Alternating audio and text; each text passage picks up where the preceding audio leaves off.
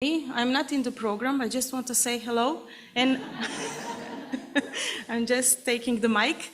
So I'm calling Professor Jadranka Stojanovski to open our conference. Thank you, Jadranka.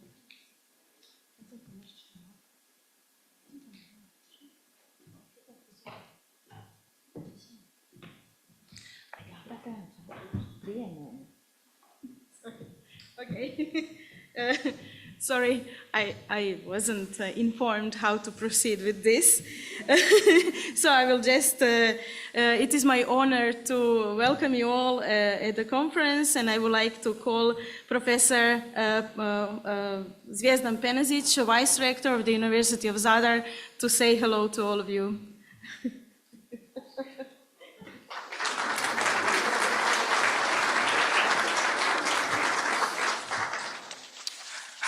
It's funny situation, so nice. Always problems with these protocols and opening ceremonies and everything. So, but I'm okay. Lights, okay. I'm not usual to stay here like this one, but I'm happy to see you. It's such a number here because every year I'm opening the OPERAS and greeting the OPERAS diamonds and everything about publishing activities for years. So I hope that I will not repeat myself in my speech.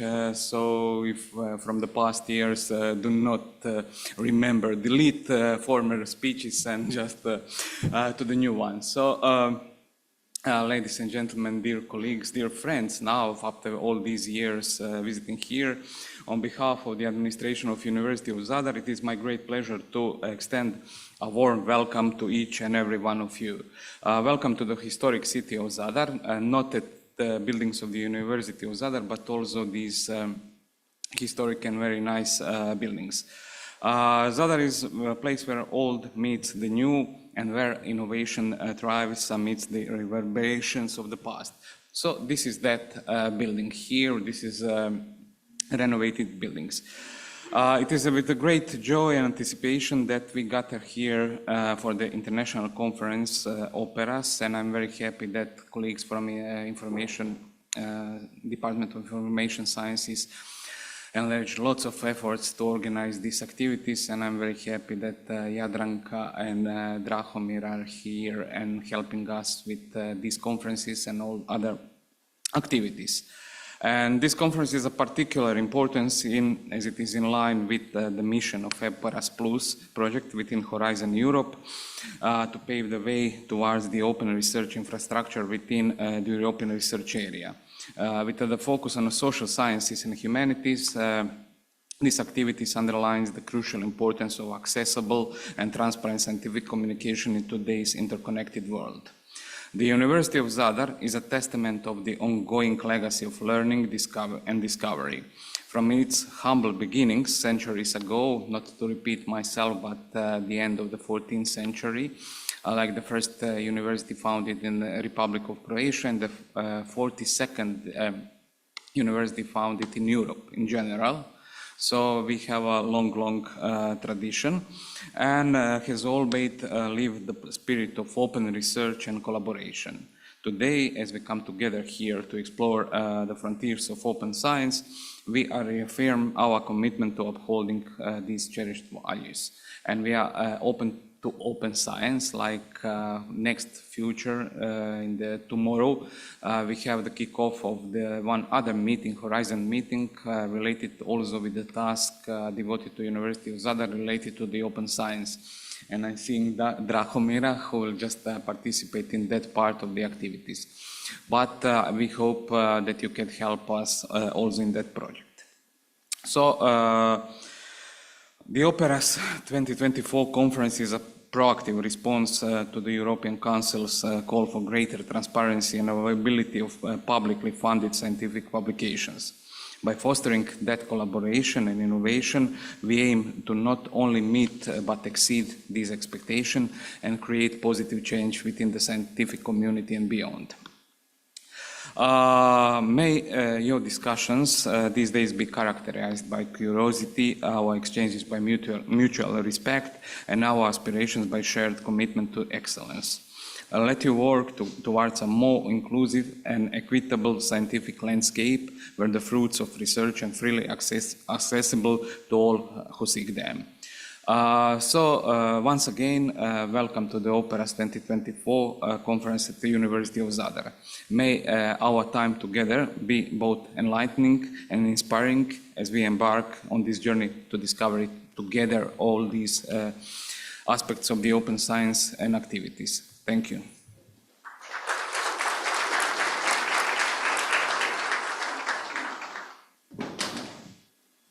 Thank you, Vice-rector, for your kind words and your support.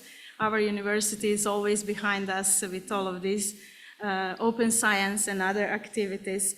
And now it's my pleasure to introduce again. It is worth do many more calls to this stage to our dear Professor Jadranka Stojanovski, who actually brought OPERAS to us, and we are very thankful to her. So she's going to open the conference in the name of our organizational part and other activities. So Jadranka, please. Thank you, Drahomira. So good morning, dear colleagues. On behalf, this time, madam, on behalf of the University of Zadar team, last 2 years ago, I gave also opening speech, but I was at that time chairing Executive Assembly. So I welcome you to OPERAS 2024 conference, themed Opening Collaboration for Community-Driven Scholarly Communication. I warmly welcome all participants joining us over the previous 2 days and the upcoming 2 days. I'm grateful to our speakers, panelists, workshop leaders, and moderators, both within and outside OPERAS community, for generously sharing their knowledge, achievements, practices, visions in open scholarly communication. I had the honor of delivering, as I mentioned previously, opening speech at our second OPERAS conference in 2020, which was held virtually due to COVID-19 and lockdown, and it was themed Opening Up Social Sciences and Humanities in Europe from Promises to Reality. So allow me to recall OPERA's history before 2022 briefly. The development of OPERA's community began in 2012. I vividly recall meeting Pierre for the first time in Athens in 2015 and being captivated by his enthusiasm, calmness, optimism, and strong vision. Reflecting on OPERAS today, it's remarkable how much we have achieved since 2020.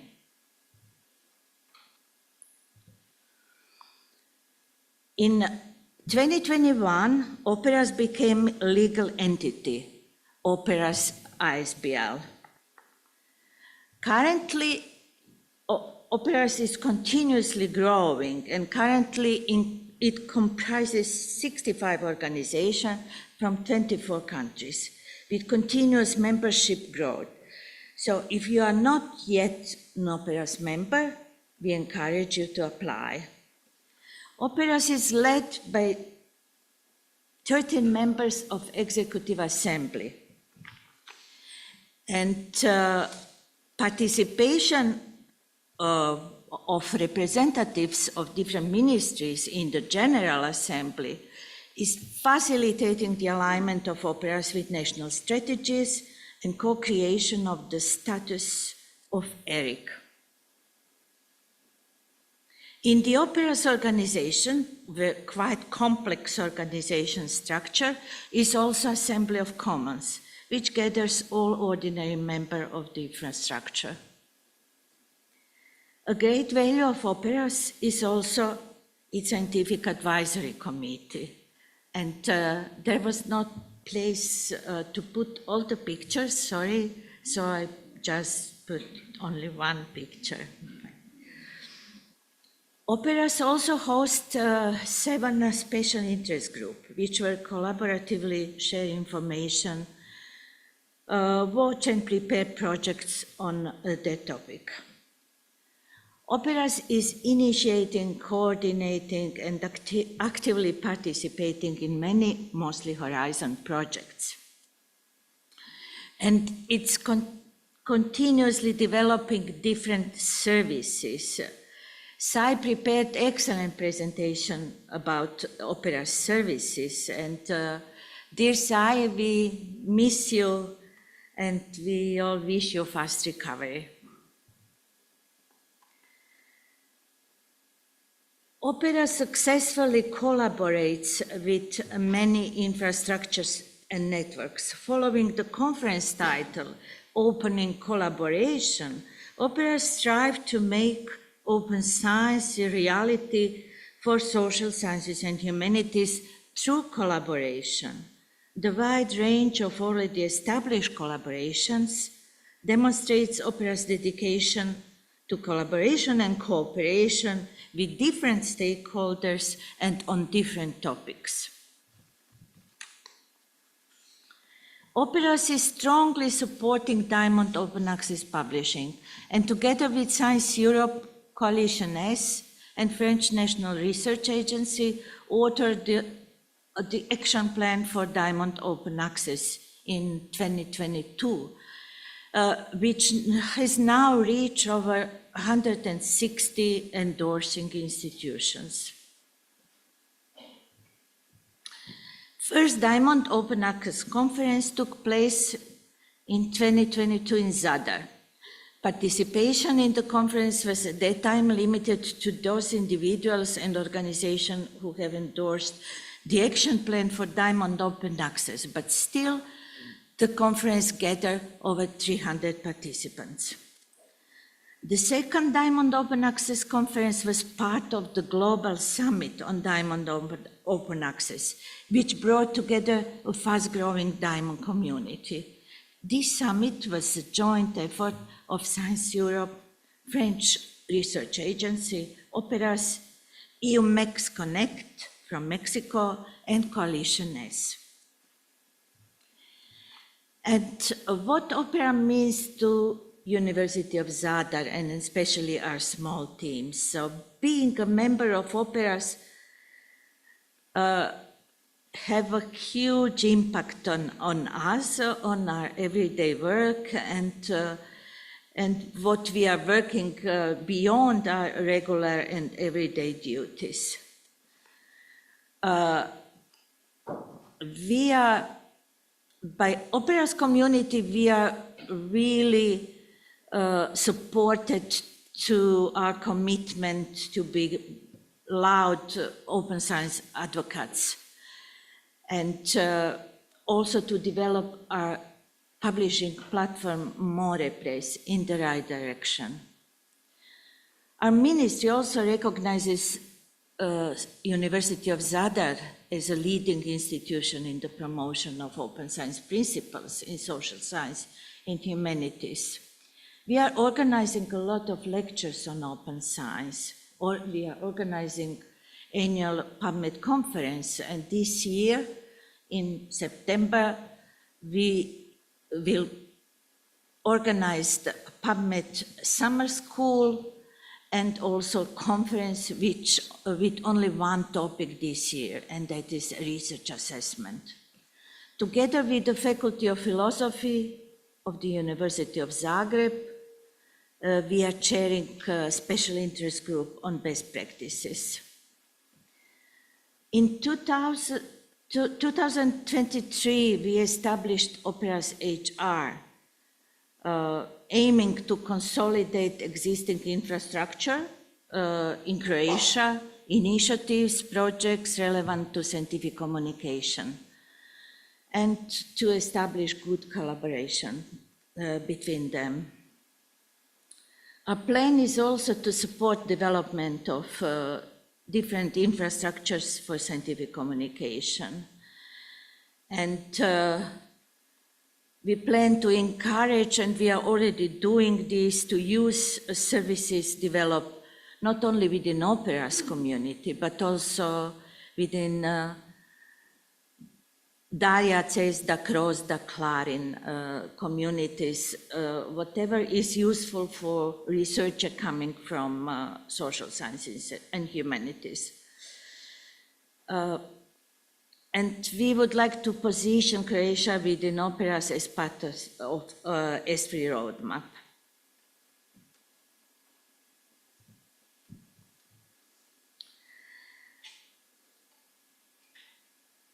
This is my last slide, and it's presenting shortly OPERAS road to become NERIC.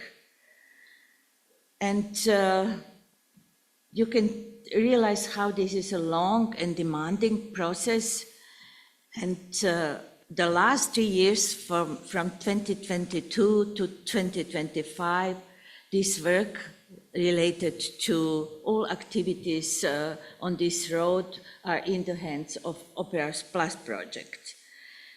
And that's the reason why this year conference program is organized by OPERAS Plus and features numerous lectures, workshops and panels, which Nanette Rißler-Pipka will soon introduce to you. We aim for your participations in the OPERAS conference to be comfortable and rewarding, and we are encouraging your questions and comments. Also, please spread the word about OPERAS conference across social networks. At the end, I wish to thank Pierre, Yannick and Sai for the excellent presentations and slides, which are actually part of my talk. Thank you all for participating.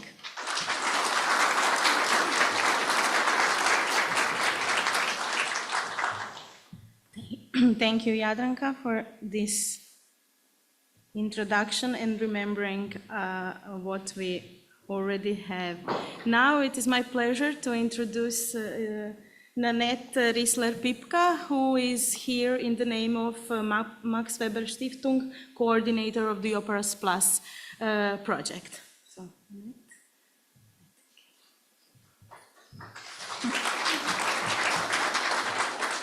Yes, hello everyone. As you can see in the program, this was Michael Kaiser's place, and I send his greetings. He's very sorry that he can't be here today.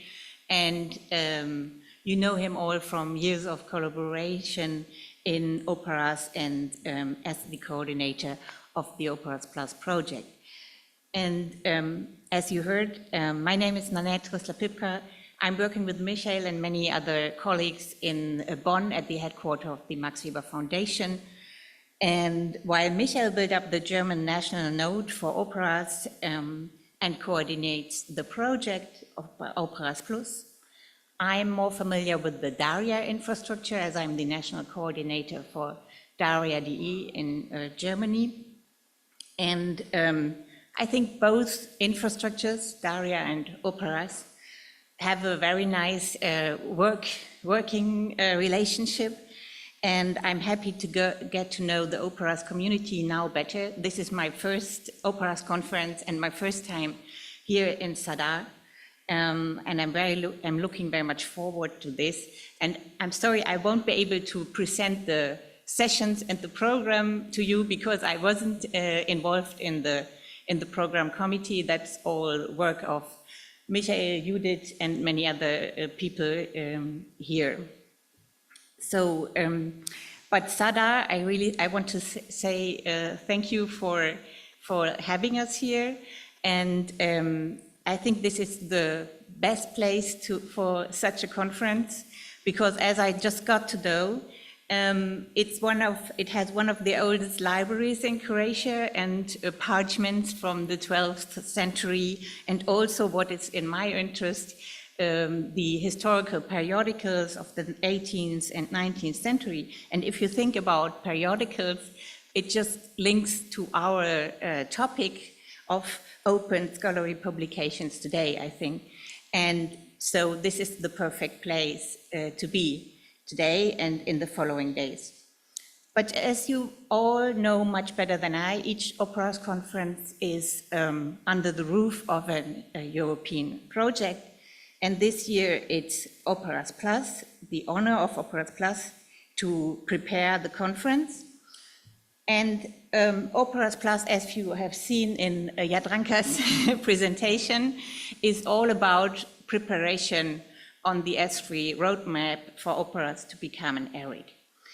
This means difficult and complex questions regarding governance, legal infrastructures, and boring stuff like that, which we had the pleasure to discuss just yesterday in the consortium meeting. And if you think this is a boring internal process, that's not at all true, but it's open, transparent, and participatory, as everything I got to know OPERAS is about. So thank you for having a welcome and open mind on that as well. But it's not only the governance. One other main aspect of the OPERAS Plus project is the service portfolio, and I'm especially sorry that Sai can't be here today, because for me, services in OPERAS are, of course, linked to our Chief Technical Officer. But in this regard also, Daria and OPERAS are working closely together on the national but also on the European level, each consortium taking its own path, but learning from each other, and I like this very much. But all these efforts are meant to give a clear image and present the added value of the infrastructure for new members, but also for the governmental bodies, you can say.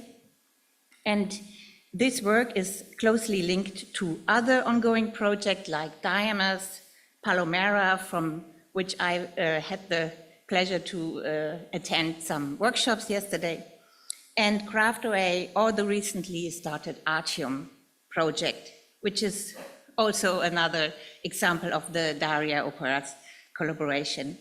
But people working together in and with these projects doesn't mean they are exclusively. They are coming together here, and it's no longer about deliverables or milestones ticking off, but it's about our common goal of discussing and defining ways towards community-driven scholarly communication.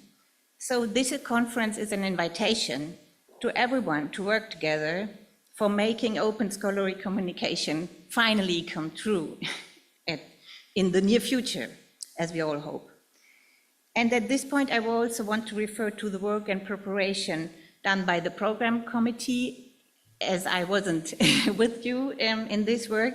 I want to thank the Zadar team, Jadranka, Drahomira, Franjo, I haven't seen you today, and Nicolina and many other colleagues, but also my dear colleague Judith, who did a great job together with the Zadar team in preparation of this conference.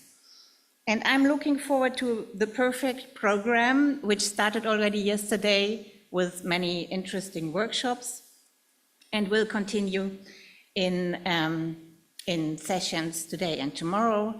And I thank you all for this preparational work. And just, I can say this because I didn't take part in this. And I would like to hand over now to Pierre to introduce our first keynote speaker. Thank you.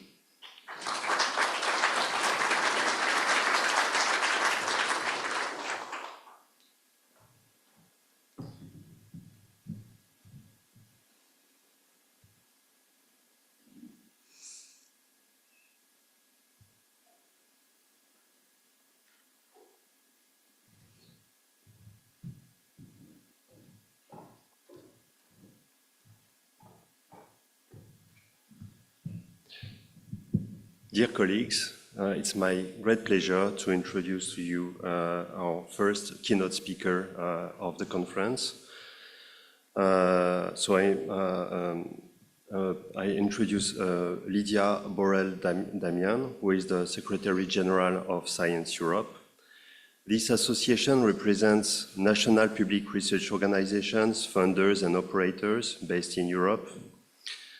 In her academic career, Lidia obtained a PhD in chemistry at the University of Barcelona, where she was an assistant professor, and after doing research in North America, her time in research policy management began at the Pompeu Fabra University, where she was director of the research service. She then moved to the European University Association, serving on research and development director, and then she joined Science Europe. Her presentation today will be about the evolution of research systems and research cultures, the conditions for a systemic change in scholarly communication. Thank you very much, and Lidia, the floor is yours.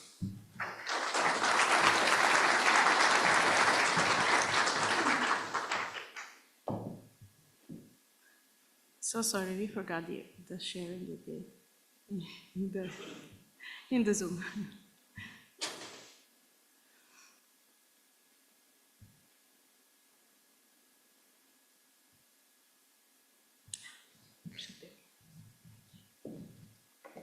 Good morning, ladies and gentlemen. Pierre, thank you very much for your kind introduction.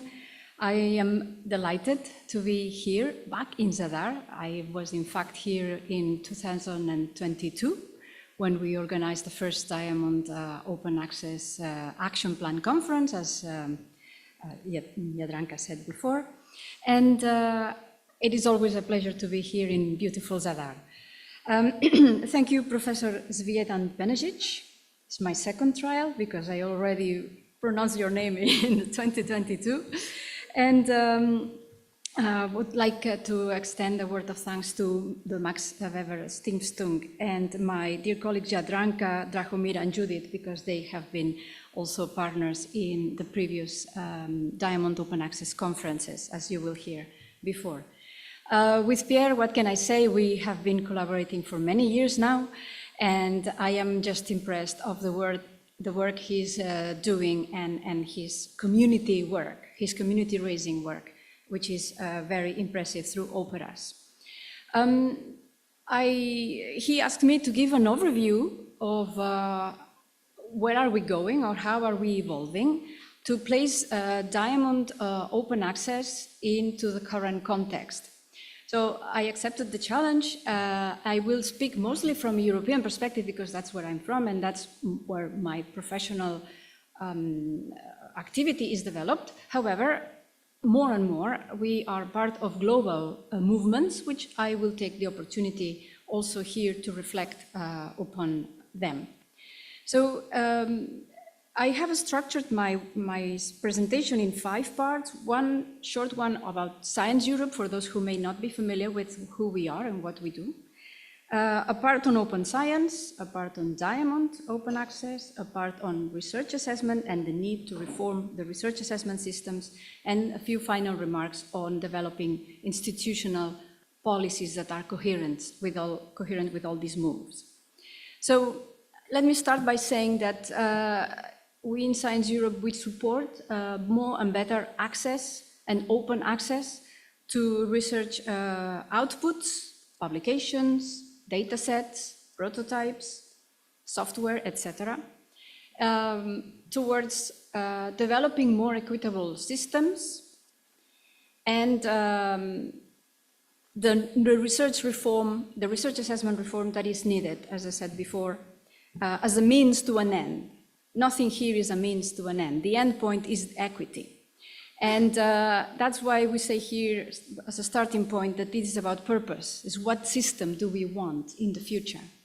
And then the process, what processes we define to get there. So I will present this, but before, let me say a few words about Science Europe. We are an organization, stakeholder organization, a free association gathering the national research funding and research performing organizations in Europe. We are a research policy organization. We don't fund research ourselves, or we do not perform research ourselves other than whatever is needed to develop our work, but we are not researchers.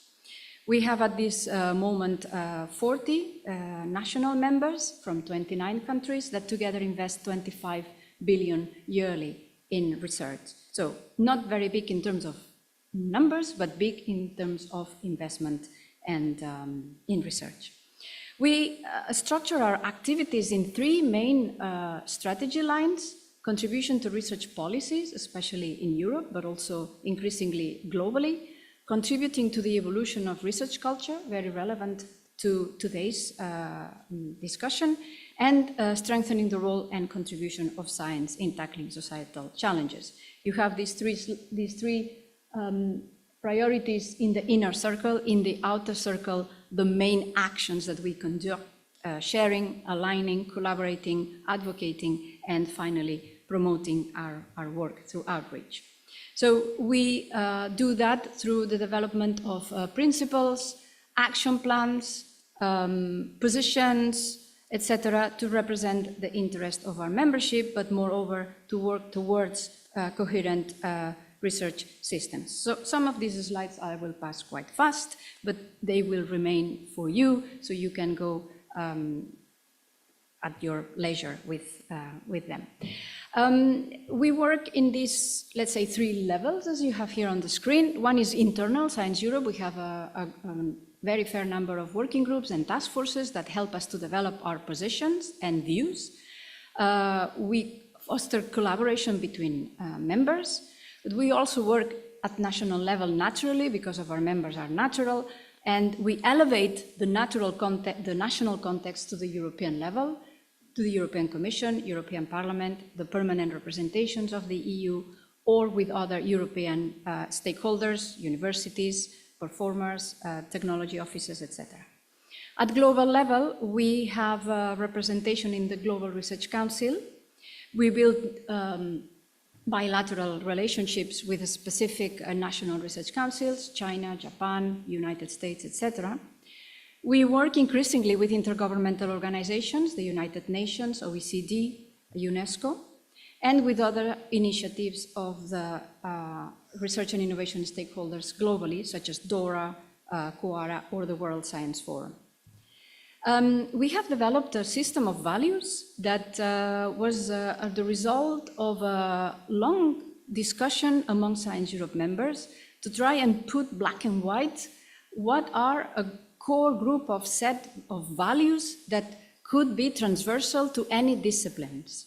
So these are not disciplinary values. We recognize that every discipline or every field has its own scholarly values or traditions built on their actions. But these 6 values you see here: autonomy and freedom, care and collegiality, collaboration, equality, diversity and inclusion, integrity and ethics, and openness and transparency, are transversal to any field. That was important to highlight that these are components of healthy research cultures. That's the way we put it. And they are applicable to research processes and activities, as well as to management and governance. This is a framework that for the first time was put black and white in 2022, and is very useful to refer to it often to exemplify what we mean by research culture. Enough about Science Europe. Let me move now towards the evolution of research systems, towards equity of access to research publications. We find ourselves, especially in Europe, at the crossroad of long-term processes that were initiated, some of them many, many years ago, on open access, of course, the open access movement when it was initiated, but gradually through the stakeholder movements, Berlin Declaration, Bethesda, everything, and all the open access movement that has been generated for the last 20, 25 years, together with political moves in this sense, we come to as I said, to a crossroads where a maturity of discussion with the research stakeholders is coinciding with a maturity, we want to believe, at the political level. So you have here on your left, the key initiatives from stakeholders is not exhaustive, but just to illustrate the point. And on the right, political consensus from European leaders. So you have the European Commission communication starting in 2020 but also the conclusions, very important in 2022 and in 2023, about the focus towards non-for-profit models of scholarly publication and towards open science. These, you have the links in under every year. There is one, you can think that maybe there are just words, but seeing what it comes after those words, maybe not too fast, but at least movements that are initiated at national level, you may come to the conclusion that these are not just words. The problem is that the systemic evolution that we want to foster is very complex and entails many different aspects, and that's why that transition is not as fast as we would like. Last but not least, you can find in the last bullet point a link to the Policies by Science Europe. These are important because these are laws. Laws defined by countries where Science Europe members are. So basically, whole European countries that are developing open science, legislative proposals and laws, active laws that promote more and more the open access to research publications and data, let's not forget. So this is all a joint effort. It's not, of course, about Science Europe only. There are many people that has been involved in all these processes. Let me highlight here the Open Research Europe post-2026, the Coalition of Advancing Research Assessment, which I will explain a bit better, and the movement on the European Open Science Cloud, which I will also refer to. Let me point out, I'm sure you're all familiar with the UNESCO recommendation on open science that was published in 2021 and to which we adhere completely, and it's very useful as a framework to coordinate actions at global level. From our part in Science Europe, we published a position in 2022 regarding open science. That was the result of a big movement within Science Europe that culminated on a big open science conference with more than 700 participants to contribute to make open science a reality. And it was, from our part, a declaration of intentions in a way, is to put efforts to facilitate the collaboration between the actors and to reach research communities to ensure that they all can take part in this transition towards open science. You can have here a report available in our website, and that stays for your documentation and awareness. Regarding the European Open Science Cloud, that is a very good movement that goes in the direction of non-for-profit models, free for authors, free for readers. In Europe is the Open Science Cloud. You probably have heard about it, I'm sure, and I know several of you are deeply involved on it. This is basically about research data, but for us, as I said before, we focus on open access to research outputs and not only publications. Outputs, publications, data, software, etc. Let me now a few words about a global support for Diamond Open Access. I know all of you, it's a community of Diamond, but I thought that my introduction was important to frame what it will go now. We see this trend towards non-for-profit models. We want to play a role in fostering Diamond Open Access models. We supported the study that Pierre conducted in 2020 and 2021, and from there, and in partnership with the French presidency of the Council of the EU in 2022, we developed that action plan for Diamond Open Access that also Jadranka alluded to, and that has now been endorsed by 150 institutions, but not only from Europe, because this is a worldwide document that for now has been translated into 11 languages. So if any of you would be interested in translating that document into your own language and that is not yet in the list, by all means, please feel free to let me know, because we are promoting that constantly as part of our maybe timid but important efforts towards multilingualism. We organized, as we said before, here in Zadar, the first Diamond Open Access Action Plan conference in 2022. We organized that conference around the 4 main factors that synthesize the study of Pierre and his colleagues: efficiency, quality, sustainability, and standards. And from there, we have broadened our scope to a more global approach. Why we did that? Because we realized that if we wanted to strengthen Diamond Open Access, in addition to any efforts in Europe to provide a network of community services and more tools to strengthen all your activities, was necessary to engage actors worldwide. And of course, in this respect, sorry, this is the slide for the study that needs to pay tribute. We engaged with our colleagues in Latin America, as they have a tremendous experience of Diamond Open Access for the last 25 years or so. So we came from this report, we came from this action plan. We approached our members from Latin America, especially the colleagues at Rooryck. So they were enthusiastic about our proposal, and together we organized what we called the first global summit on Diamond Open Access that was held in Toluca. And for the first time, we brought together a large proportion of, or I don't know if proportion, but at least people from all parts of the world. And when I say all, I really mean all, in around the conference in Toluca.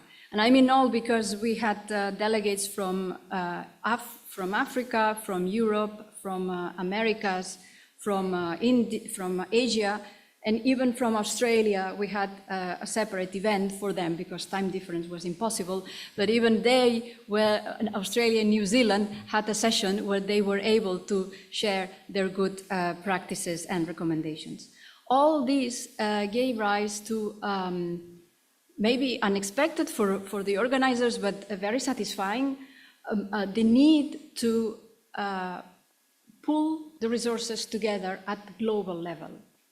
And in our conclusions and way forward document, which was drafted by the 10 organizing institutions and that were put forward for comments to the community, we defined Diamond Open Access as a system that is free for authors and free for readers, first and foremost, and that is academically led and owned.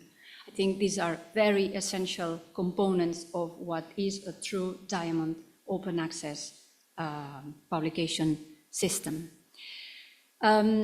During that conference, the French National Research Council announced its support for the Diamond Capacity Hub with 250,000 euro. This is now being developed. But in the meantime, the DFG, the German Research Council, the Norwegian Research Council, the Swedish Research Council, others are developing more initiatives in support of Diamond Open Access. These are incipient initiatives, maybe not millions, but important because they set the pace, and hopefully they will set an example for others to follow. Importantly, at that conference as well, the UNESCO, seeing the movement, the UNESCO was one of the organizers, seeing that need for this global movement, came forward and expressed an interest to be the home of that global alliance. And that is happening now. It is really a commitment from UNESCO, and we are working with UNESCO about setting up this global alliance for Diamond Open Access. We are doing that together with them, together with other partners engaged in the Toluca event. And soon we will be able to engage in a consultation process with the community about the objectives and actions of such a global alliance. Last but not least, we are now building the second Global Diamond Open Access Summit. Sorry, I forgot to include the slide. It will be held in Cape Town, hosted by Cape Town University. I'm very happy to be part of the oversight committee, together with our, maybe you may know him, Reggie Raju. He is leading that committee, but it is also a collaboration with the National Research Foundation of South Africa. And it will be a summit composed of 3 events, one regarding training for librarians, another one, an open science conference that will be more local for South Africans, and a third one that will be the third Diamond Open Access Conference. So here is my informal invitation to all of you. Soon more information to come, and I hope to see many of you in South Africa in December. It will be held from the 8th to the 14th of December in Cape Town. Now, all this, as I said before, is quite complex, and it needs many reforms to have Diamond Open Access more and better accepted in scholarly communities, and especially in research assessment systems. Why we say that? Well, because I'm sure that you know that the current systems today, or maybe you don't know so much because you are all social sciences and humanities, and you don't rely so much about journal impact factors and citation index. My excuses. But I'm sure you know, because you are part of the academic world. You have other situations. And in fact, and I will come back to that later, as you are not normally disciplines that are so reliant on countable indicators, I think you can be great examples to develop new systems in the STEM disciplines that are so reliable on journal impact factors, citation index, and other quantitative indexes. Anyway, let me take a little bit of the story of Science Europe in this, so that you can understand what I will say afterwards. In 2018, actually at that time I was at the European University Association, and we initiated a survey among European universities on research assessment systems and what were the type of indicators they would use in their research assessment systems. No surprise, journal impact factors came highest of all. In parallel, and almost without telling each other, Science Europe initiated a similar study among Science Europe members with a similar set of conclusions. So we put our 2 studies together, and as we were discussing the outcomes of the 2 organizations together, the European Commission came in saying that they had just finalized a big survey in Europe of more than 300 organizations, and that they wanted EUA and Science Europe to be part of a committee to drive an initiative to reform research assessment systems, because there was enough evidence for that. So we put that together with other initiatives regarding a reform of research assessment that were already existing. As I said, always is a joint effort. There is no one organization that can do it or drive it all. It's always about connecting and putting together the relevant initiatives. So we built our knowledge together with Rooryck, together with DORA, the Global Research Council, iNorms, EUA and Science Europe, I already said that, the metric tide, etc. And we took into consideration all these to define what we now is known as COARA, the Coalition for the Advancement of Research Assessment Systems. So I will give you a little bit of overview. This is an extract of the slides I presented not so long ago in Porto in February this year, when there was a meeting for the first time of what we called national chapters, and I will explain a bit what these national chapters are. So as a result of this coalition between Science Europe, EUA, the Commission, and a consultant, Karen Strovand, some of you may know her, we came up with the Agreement for Reforming Research Assessment, published in 2022, and you can, of course, go to the website to have the full text. Here you have what we call the core 4 commitments. One is to open up research assessment systems to a larger diversity of contributors and careers, to base research assessment primarily on qualitative criteria instead of quantitative or indicators, or at least supported, but really not taking the quantitative indicators as the only way to assess research. Abandon the inappropriate uses of research assessment of journal and publication-based metrics. And of course, that's a point that came from the university sector, avoid the use of rankings of research organizations.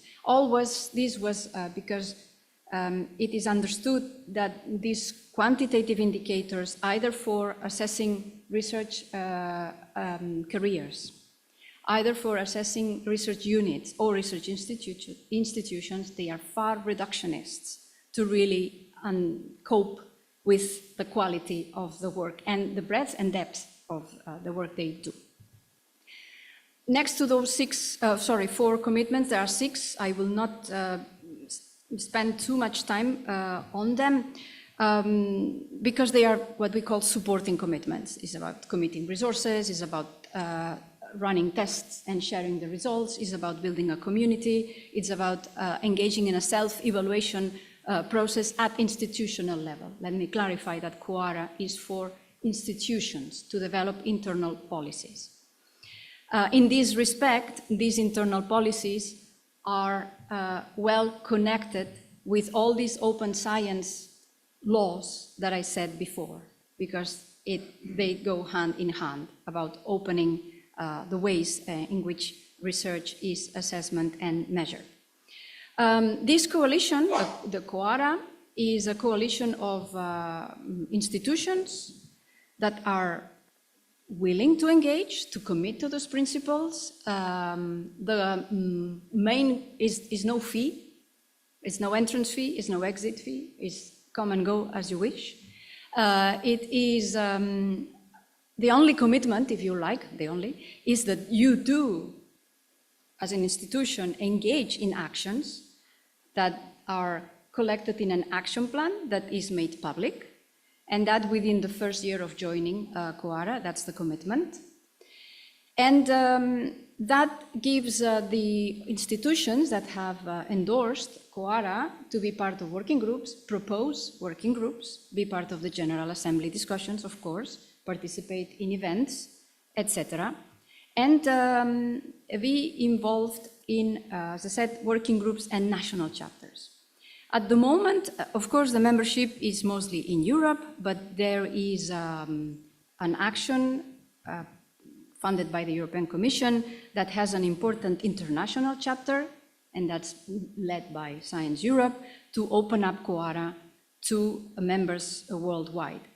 So yes, QARA was born in Europe, but was born in Europe with a clear international perspective, because the reform of research assessments cannot be done only in Europe, it has to be done across the globe, as research is a global business.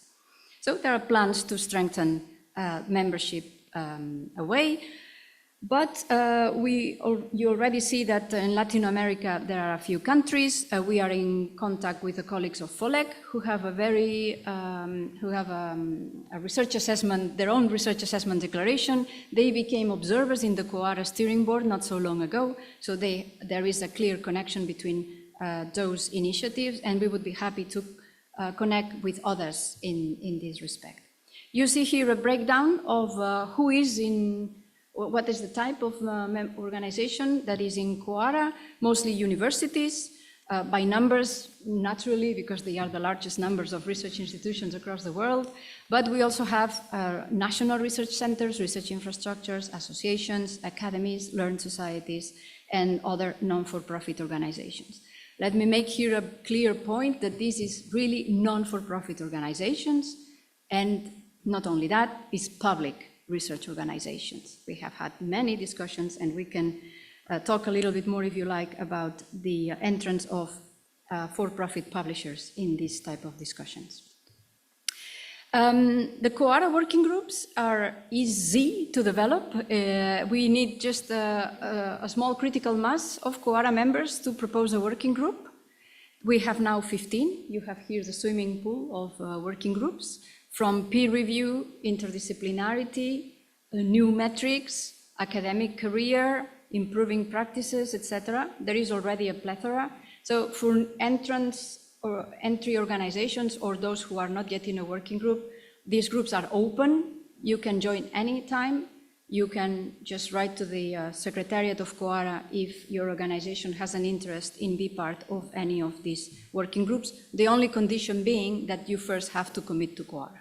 That will be. So for now, no place in working groups for non-Quora members. Then the national chapters, what are they?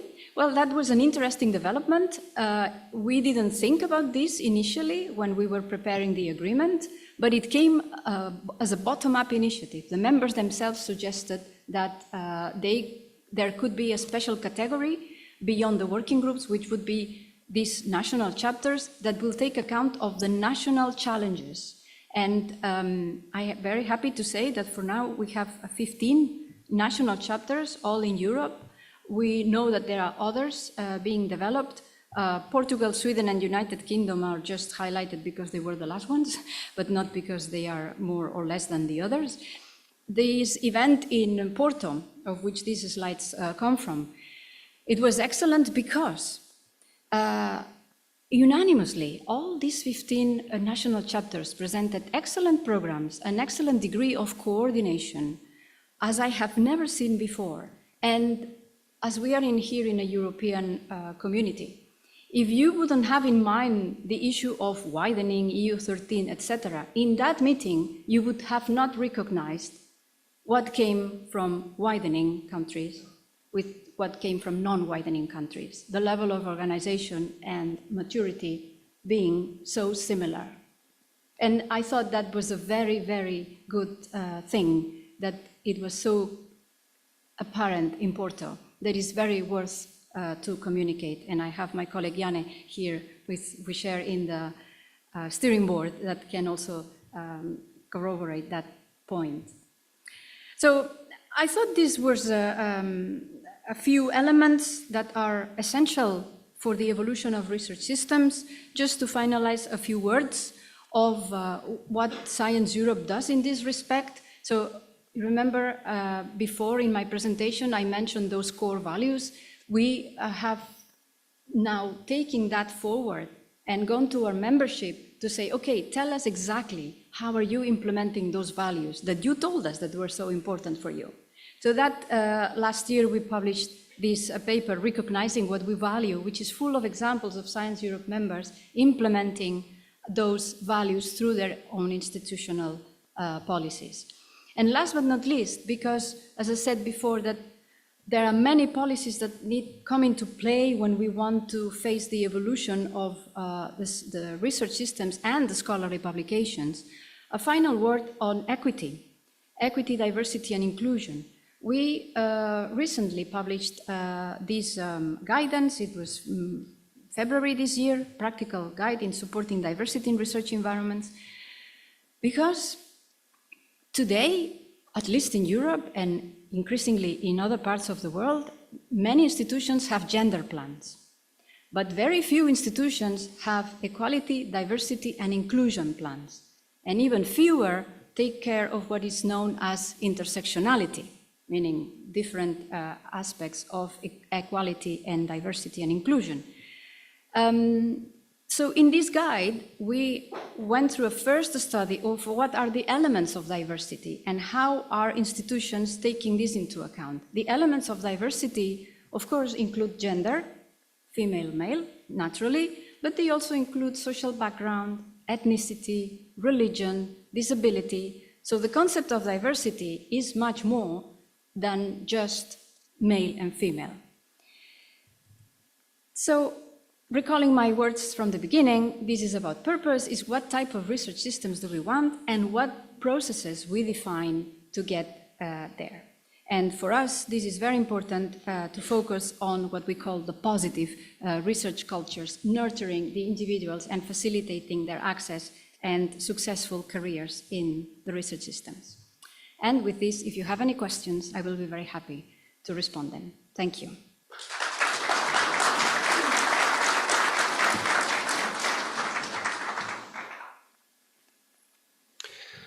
Thank you very much, Lidia. You can stay where you are if you like, if you agree. I just want to thank you very much for coming here in Zadar to talk with us, the community which is coming from the humanities and social sciences in particular, because I think it's pretty rare that people representing organizations such as yours are interested to have a continuous conversation with us, the SSH community. So thank you very much for this. We have something like 20 minutes to take questions and for Lidia to answer to those questions. And I will give you the mic to ask your questions. So those people who are online, you can't see me, but that's not a problem. You see Lidia and you can just listen to me sharing the mic. Maybe I have a first question to launch the debate. I have questions regarding different aspects of your presentation, but more a general one. Because what you present seems to be, I'm a bit provocative, seems to be a kind of bright future, you know? More support to science, more support to equitable open science, more support coming from the member states, the European level, and the funding agencies to support this embeddedness of values inside research, as you presented so brightly. But us, in our immediate environment, if I may, we may have a different feeling. When we discuss with our institution leaders, when we discuss with our funders, when we discuss even at political level inside the member states, where we can have the feeling, particularly in these times, that first, funding to research may dwindle a bit because there are other priorities in Europe. So the funding to research and science are at stake and in danger. And secondly, when it comes to collaboration, openness, etc., yeah, but you know, science is competition, so let's be competitive against each other. So there is a kind of cognitive dissonance between the European level that you represent here and the admirable efforts coming from many organizations to support an improvement and our immediate experience in our national or local or institutional context. How do you reflect on that? Yeah, I recognize the dissonance, of course, and that's why we have these more visionary photographs that we would like to depict, because if we don't have it, we can't take the necessary steps to get there. So that's the first thing when you talk to someone with a certain responsibilities in leadership is, yes, but if what you're proposing, where is this all going? So when we are able to say, look, this is a set of principles, I know that there is a great deal of competition in research, but cannot we review the paradigm? The more you publish, the better you are rewarded, and focus on quality. And wouldn't it be better and easier for people from different backgrounds to reach research and benefit from an integration, a better integration of what we have today? So this vision helps to come up with high-end arguments to provoke change. So that's why I find it useful, and that's why I think it is useful. But I'm open to criticisms. Thank you very much, and you have supporters in the room, obviously. So who wants to make a comment, ask a question? Don't be shy. Yeah, okay, so the supporter wants to support you even more.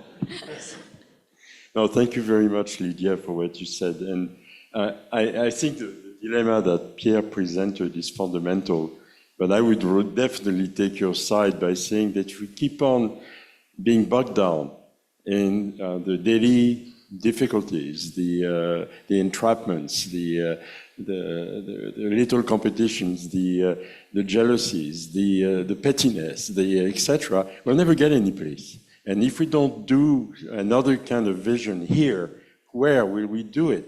You know. So, for Pete's sake, and really with all my heart, I say, please create a vision first, a good vision, and then let's deal with the difficulties. But then you have bearings, then you have a compass, you know where you want to go, and you know where it goes wrong. And that's a very important force. Thank you. Yes, indeed. And it is in that spirit that we are now drafting those objectives and missions of the Global Alliance to be able to give the diamond community that perspective. So then they can go also to their constituencies, their governments, and say, hey, here is an initiative, a structured one, fostered by UNESCO. So that would be a way to include, to engage more in this movement towards diamond open access models. And I think it is necessary because many of your initiatives represent, let's put it like this, the bottom-up initiatives. But you can only go that far because you are very conscious of the challenges of your field, and you have, as Pierre said now, some limitations as to how far you can go. So we need to put a top-down initiative in the good sense of the word, not imposing, but driving together the movement of the grassroots.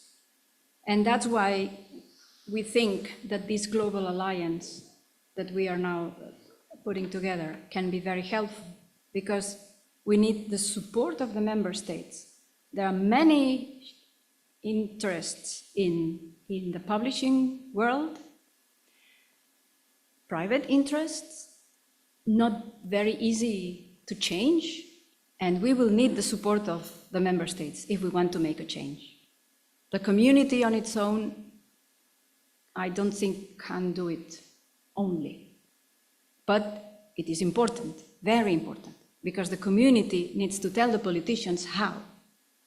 So that's why we believe that this combination of grassroots plus top-down can be really an impulse to shift the money flows towards non-for-profit models. Thank you, Lidia, for this. Margot? We are researchers, and also humanities and social sciences base their statements on evidence.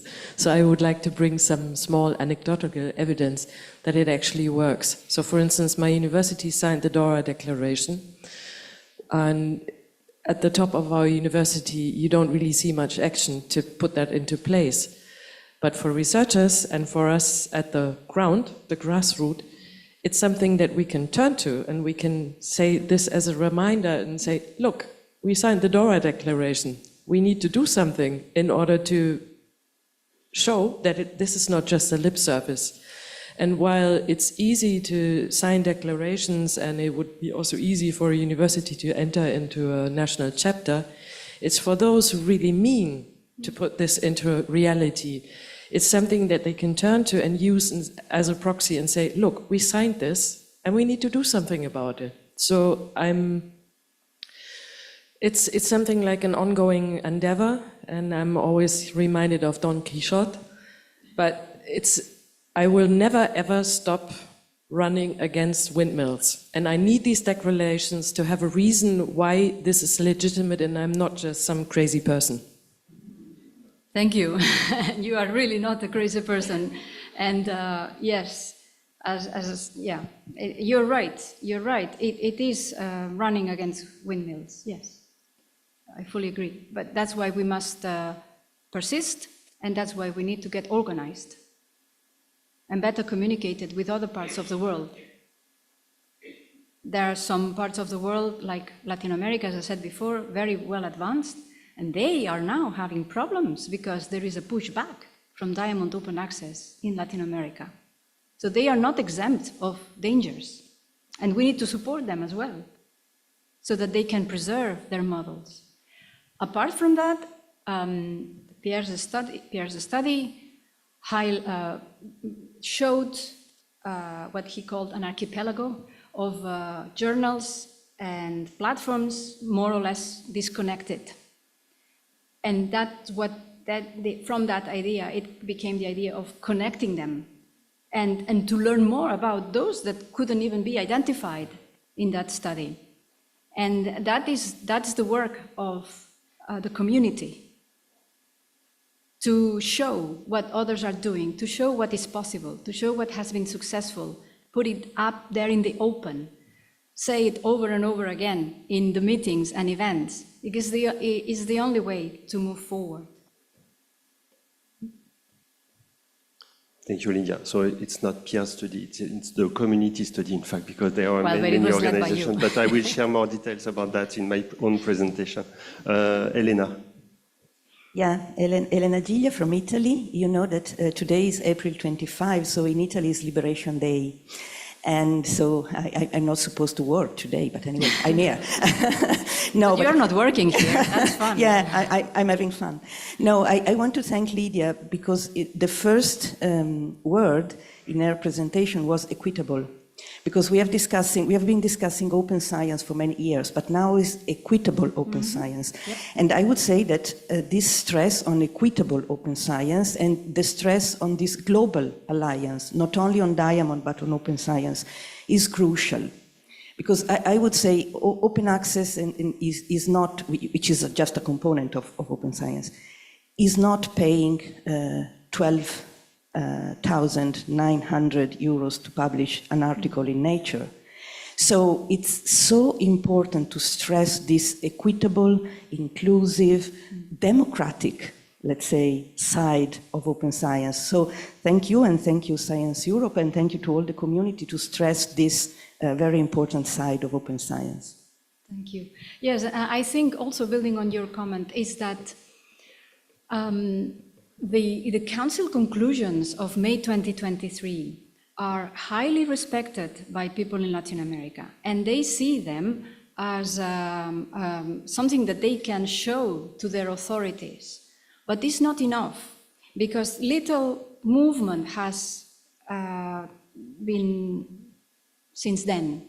Some, as I said, with some honorable exceptions, in France, Germany, Norway, Sweden, and more are coming. But they are incipient. Their investments are minor. So much more the community needs to do to shape the policy development in their own countries.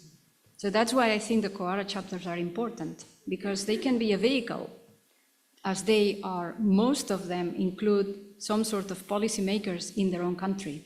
So that dialogue between community and policymakers at national level is very crucial to foster more things, more initiatives in this respect. Ilse. Thank you. And thanks, Lidia, for very interesting, very thorough presentation. I'm thinking about the next global summit, and I'm thinking about books. We are dedicated to open access books at OAPEN. So, of course, we are looking closely at developments with a great deal of interest and thinking about how books will be connected, and, for instance, for the next global summit. Can you say something about that, please? Yes, yeah, of course. We already have them involved in Toluca, in the first Global Summit, and we will continue doing so in the second Global Summit. Don't worry, you are in my list. Yes. Hello, Iva Malinchak-Zlody. May I have a question which maybe aligns with Pierre's cognitive dissonance and Margot's frustration also, and go back to the COARA. So when you look at the map of Europe and the rest of the world and the countries that are already very highly involved, at least politically, into reforming research assessment, you mainly see the countries that are already well off in their science systems. And there is a very pale spot inside of the Europe where this is not really a political issue. issue, and there is no commitment for making this reform. So how to work with policymakers in these countries? Because I'm also someone working from the bottom up, and this is a kind of a glass ceiling that we cannot break through. And we are probably thankful to the European political levels for pushing this issue, but we have this, middle level between the operations and the Europe, and on the national level we have a strong resistance to change in many countries in Europe, not just worldwide, but here also. So I don't know how to deal with that, and if you have any suggestions on how to go on. Thank you for your question. Well, I mean, your question is very fair and very appropriate. Yes, the countries that are less interested in Quora movements are those who are trying to catch up, and they believe that the way to catch up is to build a prestige with the current system. So that's the problem. And that is in Europe, in Africa, in Asia, in America, wherever that's the way they try to build a reputation. So this is a difficult process. It's like, how can I say it? Like changing a plane engine while you are flying, yeah? So we need to develop systems to do that, to changing the engine as we fly, because we can't stop the movement of the reforming research assessment, and at the same time we need to care for those who are trying to catch up, because catching up is for the benefit of all, and is what I always say in Europe. You have investments in Finland, Sweden of 3.5% of their GDP, and the 0.5% in Cyprus, for example. So it's a, let's say, 3% gap, and that naturally translates into the performance, whatever you measure it, no? But the solution is not to lower the investment in the Nordic countries. The solution is that those that are lagging behind invest more, and the whole Europe benefits, and the whole the level of research and innovation can raise up. This is the same at global level. That there is this excessive focus on the competition that is so damaging to research systems. And for us, developing better systems that foster more cooperation, fair recognition, training to those lagging behind, it just is the way to overcome the gaps. There is no other way. It's just hard work and good policies driven by good politicians. And I think as policy makers or practitioners, we have the responsibility to tell politicians once and over again, what system do we want for the future? This is where a vision is so important, to have the vision as a high end and then see what step, even if little, you can do from your end. But it is the accumulation of little steps that we want to connect so that you don't feel isolated, that can foster a movement. Something I have not touched upon, but is equally important to what I described here, is the engagement with the research communities themselves that you represent here. There is so much to do to speak to researchers about the current pitfalls of the systems. Some of them are starting to be aware of it, some of them have no clue, and they so concentrated they are on their own research and careers, legitimately, but that's the reality. There is a lot of awareness raising that needs to be done in the research community, precisely to say, I'm sure, and we meet many of them that don't like the system and they just play along because they want to have a good career. But we need to tell them that if we unite the community, we can together develop a different system that is not so concentrated on the competition, and that we want better quality. In the end, better research quality is good for all. instead of focusing on how many papers and whether they are in Nature or in any of these very highly rated journals. In fact, you can have an excellent journal in, let's say, in the journal next door, just to say something. But it is about connecting vision with reality and what steps you can take to get to that vision. And it requires a lot of efforts, but Yes. Delphine. Yes, thank you very much for this inspiring presentation and what you have just said. I mean, the connection between having a clear vision, reality, and the steps that can be taken in order to reach this vision, turn it into the reality.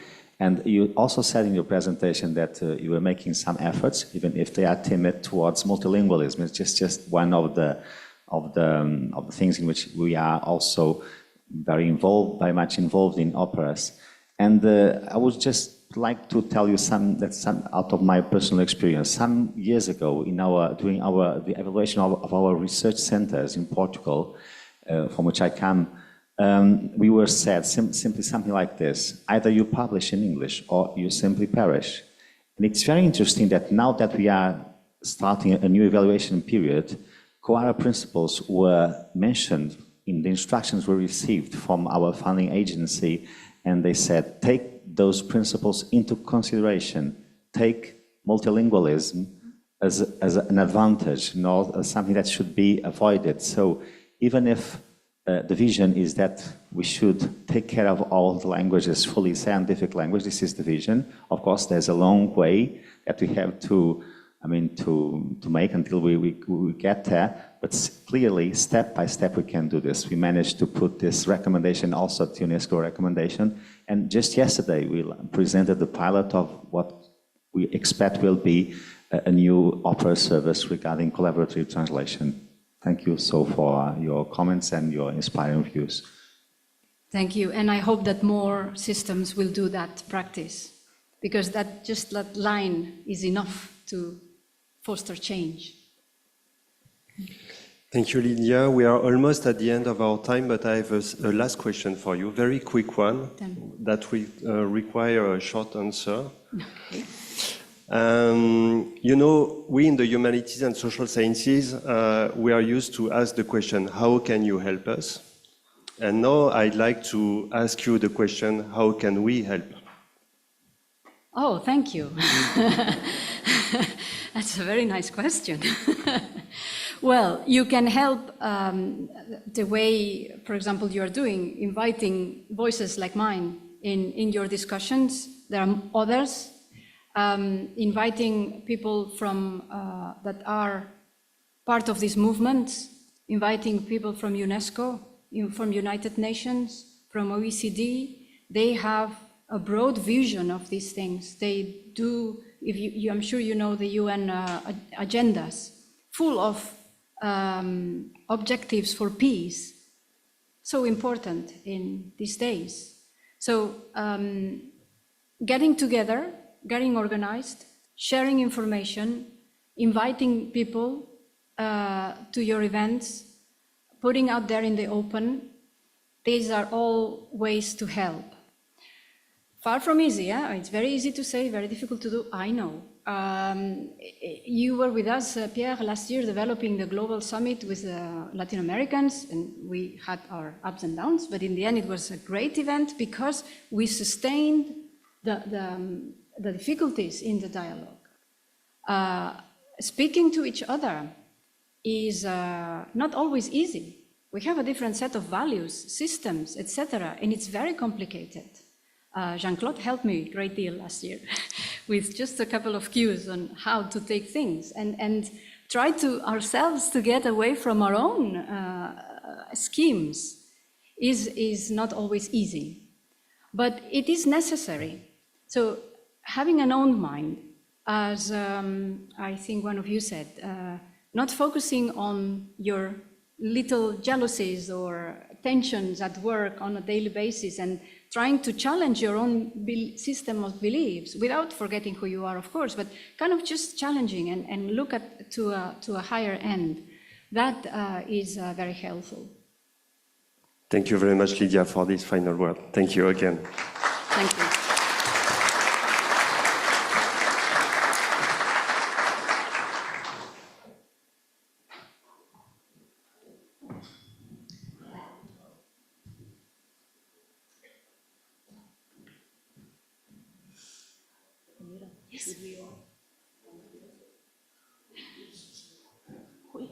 Who is, let me just, sorry.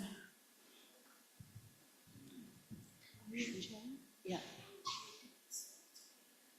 They come here. Yeah. Or do I? Okay. So, welcome to the first session, which will be about the services and what OPERAS is doing for the community, and I would say with the community. So please, my panelists, Pierre, Yannick, and Karla, can you join me on the floor, on the stage? If I'm, yeah, if I can manage not to kill myself. Okay, so while Drahomira is setting the scene, and please, a huge applause for Drahomira and all the team in Zadar, because they are really, yeah. So as you can see, I'm not Suzanne de Mouchel, but as you see, we are all sad because she is sick. But I'm Elena Giglia. I work at the University of Turin, and I'm honored to be asked, to be trusted to step in instead of Suzanne. And by the way, maybe it is because I was there from the beginning, from this initial talk during a coffee break, in which OPERAS was born. You can think of me as a historical memory or a grandmother, your choice. So maybe that's why I'm here. And what I particularly like, so I was there from the beginning, so I'm interested in OPERAS in the long run. So this session is about the sustainability of OPERAS in the long run. And what I like in OPERAS is the approach. I think it's unique because we are community-based, we are federated. So Lidia mentioned at the beginning a systemic change. And I think what OPERAS is doing is nurturing the elements of this ecosystem. So, and I think also this is why we achieved so much in such a limited time frame, as Jadranka mentioned at the beginning. So, if we are ready, yes, short break, it's afterwards. You are supposed to bear with us for the next session. Please, Yannick, you are our first speaker, Yannick Legré. He is the Secretary General of OPERAS, and he is opening the session on sustaining OPERAS in the long run. Yeah, thank you. I have to stand down a bit because I'm out of the camera's frame, but okay, thank you very much. I'm very honored to be here. So most of the previous speakers have said what I wanted to say, so that it will be very brief. And I will just start from Lydia's last comment that in the SSH we are also able to reinvent ourselves. And this is exactly what is being done with building the OPERAS research infrastructure and constructing the ERIC, because it forces us to assess exactly what we were doing, how we were doing it, and how we can better collaborate together, both across discipline and across countries. So that is a very difficult exercise, but this is the one that is currently ongoing. And so I will just start with a slide that Jadranka already presented. So I won't go through the whole roadmap again, but you know that now we are in the 22-25 period. And I just would like briefly to explain you, for example, why we have chosen the ERIC model. So as you know, the objective of OPERAS is to make open science a reality for research in the SSH and in the open scholarly communication system where knowledge produced in the SSH became available for all researcher, academic student, and more generally the whole society across Europe and worldwide without any barriers. And this can only be achieved through the pan-European OPERAS research infrastructure, because you need to have something beyond national borders and beyond single communities. And so the European Research Infrastructure Consortium, which is short which is the long version of ERIC, is the only legal structure that allows to involve the member state at the country level. And this is also the only legal structure that will provide for a multi-annual financial commitment and for long-term sustainability. And this is definitely what we are looking here. This is to achieve the long-term sustainability of the initiative and the work we are conducting together. So just a bit going through the process chronology. So the OPERAS Plus project started on 1st of September 2022, aiming at providing the necessary, Drahomira, can we just move that one, because, to provide the necessary support OPERAS need to complete the preparatory phase in changing its legal statute and its transition into an ERIC. So the OPERAS, as you may know, currently we have one legal entity that is coordinating the initiative. This is a non-for-profit organization established under the Belgian law. So this is the OPERAS AISBL. And the Executive Assembly of the OPERAS AISBL unanimously approved on May 2023 the official transformation of OPERAS into an ERIC. So this has been brought to the General Assembly, which in its turn unanimously approved the creation of a board composed of representatives of the ministry from the country that are already supporting the creation of the ERIC. And this is what we call the BGR, the Board of Governing Representative, and that board will lead the process of the ERIC creation. So by discussing the different texts that are necessary for the creation. So 2 months later, we delivered the first draft of the OPERAS legal and governance framework, the financial and business model framework, and a strategy implementation plan to go toward that objective. And there has been, of course, additional discussion and vote at the General Assembly in December, and the first BGR meeting took place early January, and the second one is planned end of June this year in Brussels. So, as you see, I am definitely in the area that Nanette mentioned, and this is the boring stuff. So this is the governance, the administrative and financial stuff. But nevertheless, it is necessary. And so the ERIC application dossier is very easy to do, at least if you look, oops, I have some issue numbering. If you look at the legal text, so you need to send a request to the European Commission to ask them to create the ERIC. That sounds quite right. So this is the cover letter. Then you need to add, as an annex, the proposed statute for the ERIC, and also a technical and scientific description of the research infrastructure, highlighted why Europe needs such infrastructure and how it will move forward the state of the art in the research. And also we need a declaration by the host member recognizing the ERIC statute as an international body.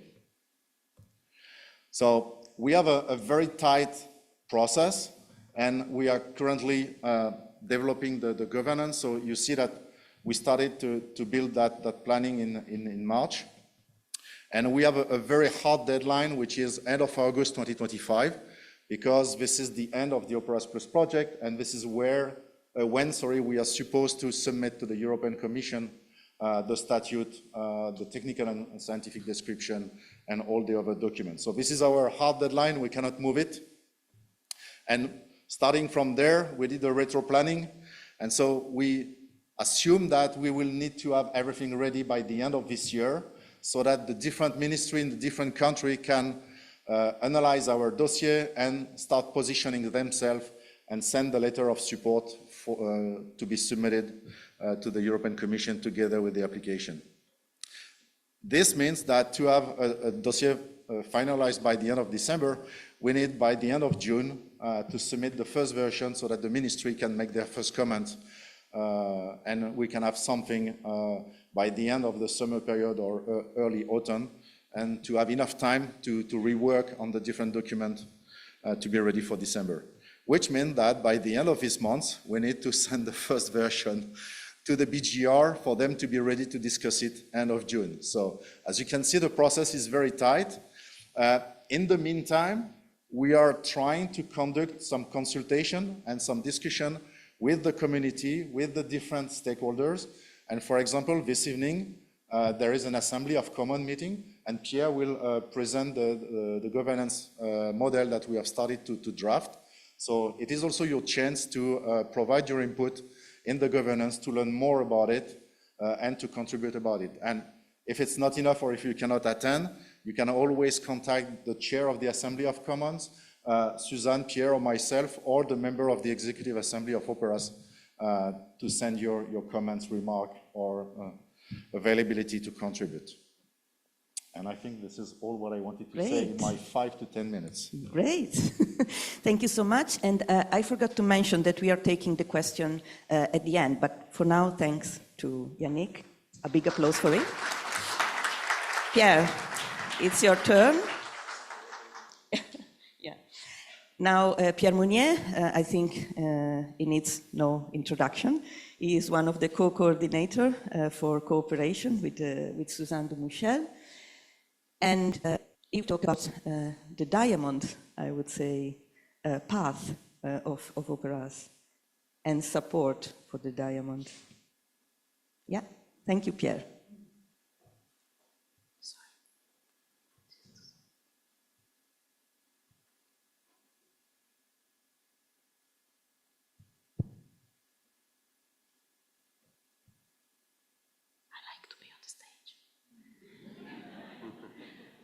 I think it's good.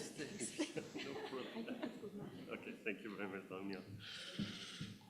Okay, thank you very much. So I'll be very quick as well, because both Jadranka and Lidia presented a lot of the information that are available for the development of the Diamond Open Access model in Europe, and how we, as OPERAS, we support it.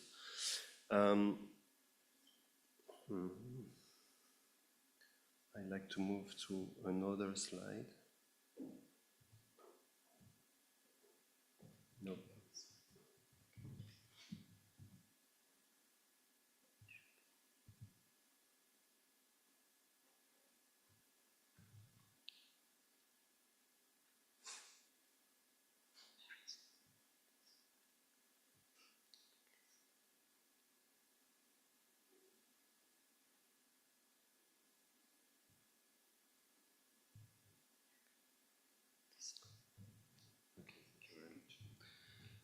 As I said at the beginning, without Drahomira, this conference wouldn't be possible. We have the proof now. Okay, so before developing about this story about the companionship of OPERAS with the Diamond model and how we support it through, we have been supporting it through different years. I just want to share with you what we mean by Diamond OA. You know that there are many different definitions of Diamond OA. Yes, okay, I can do that. And in fact, inside the Hamas Craft OA projects and also in different circles, we are discussing the definition, and that's the more or less stable definition we'd like to promote for everyone to adopt and to understand each other about what is the kind of model we try to support. So Diamond OA concerns publications that can be identified if they are serial publications by an ISSN, if they are books by an ISBN, or they can be any kind of documents identified by a DOI, for example, or any kind of permanent identifier. It should be a scholarly publication, which means that the content should be peer-reviewed. It should be, yes, an open access scholarly publication with free access to content and an open license. And it should be, of course, a no APC open access scholarly publication, which means that no fee or membership should be required to publish. But that's not the only thing. We try to move forward and say that amongst the criteria defining Diamond OA, We think that it should be also a scholar-driven or owned, no APC, open access scholarly publication, which means that the publisher should be a scholarly organization, or if it's not the case, editorial independence should be formally guaranteed. So this is what we mean by, so it's really too big, in fact. Yes, I can do that, okay. No, don't worry. No problem. Okay, so I do that. Okay, so what is the story between Diamond and OPERAS? I will need some more minutes, Elena, because... I know. What is the story between Diamond and OPERAS? So the idea, let's say the way we try to support Diamond is to try to support the cultivation of a community to sustain an ecosystem. And my presentation will all be about this idea, cultivating a community to sustain an ecosystem. That's the condition for sustainability for us. So, as Lidia already presented, and Jadranka as well, it all started by this strange call for applications from Coalition-S, titled Exploring Collaborative Non-Commercial Publishing Models for Open Access, aka Diamond. And that's where the whole story started or let's say more proactively and more actively to be engaged in this domain by joining a consortium of different organizations to perform and to realize this study that was required by Coalition-S to draw the landscape of OA Diamond across Europe and the world.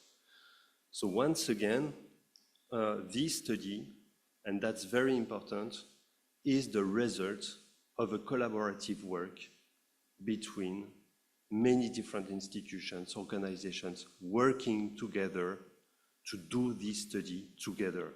So yes, OPERAS, but also Spark Europe, University of Tromsø, University of Utrecht, OASPA, NRESH, DOAJ, Redali, Camelica, LIBER, and the CNRS with the Center for Scientific Investigation, funded by Science Europe. So from the very beginning, it was the result of a collaboration between teams, between people, and between organizations. Then there was the action plan 1 year after.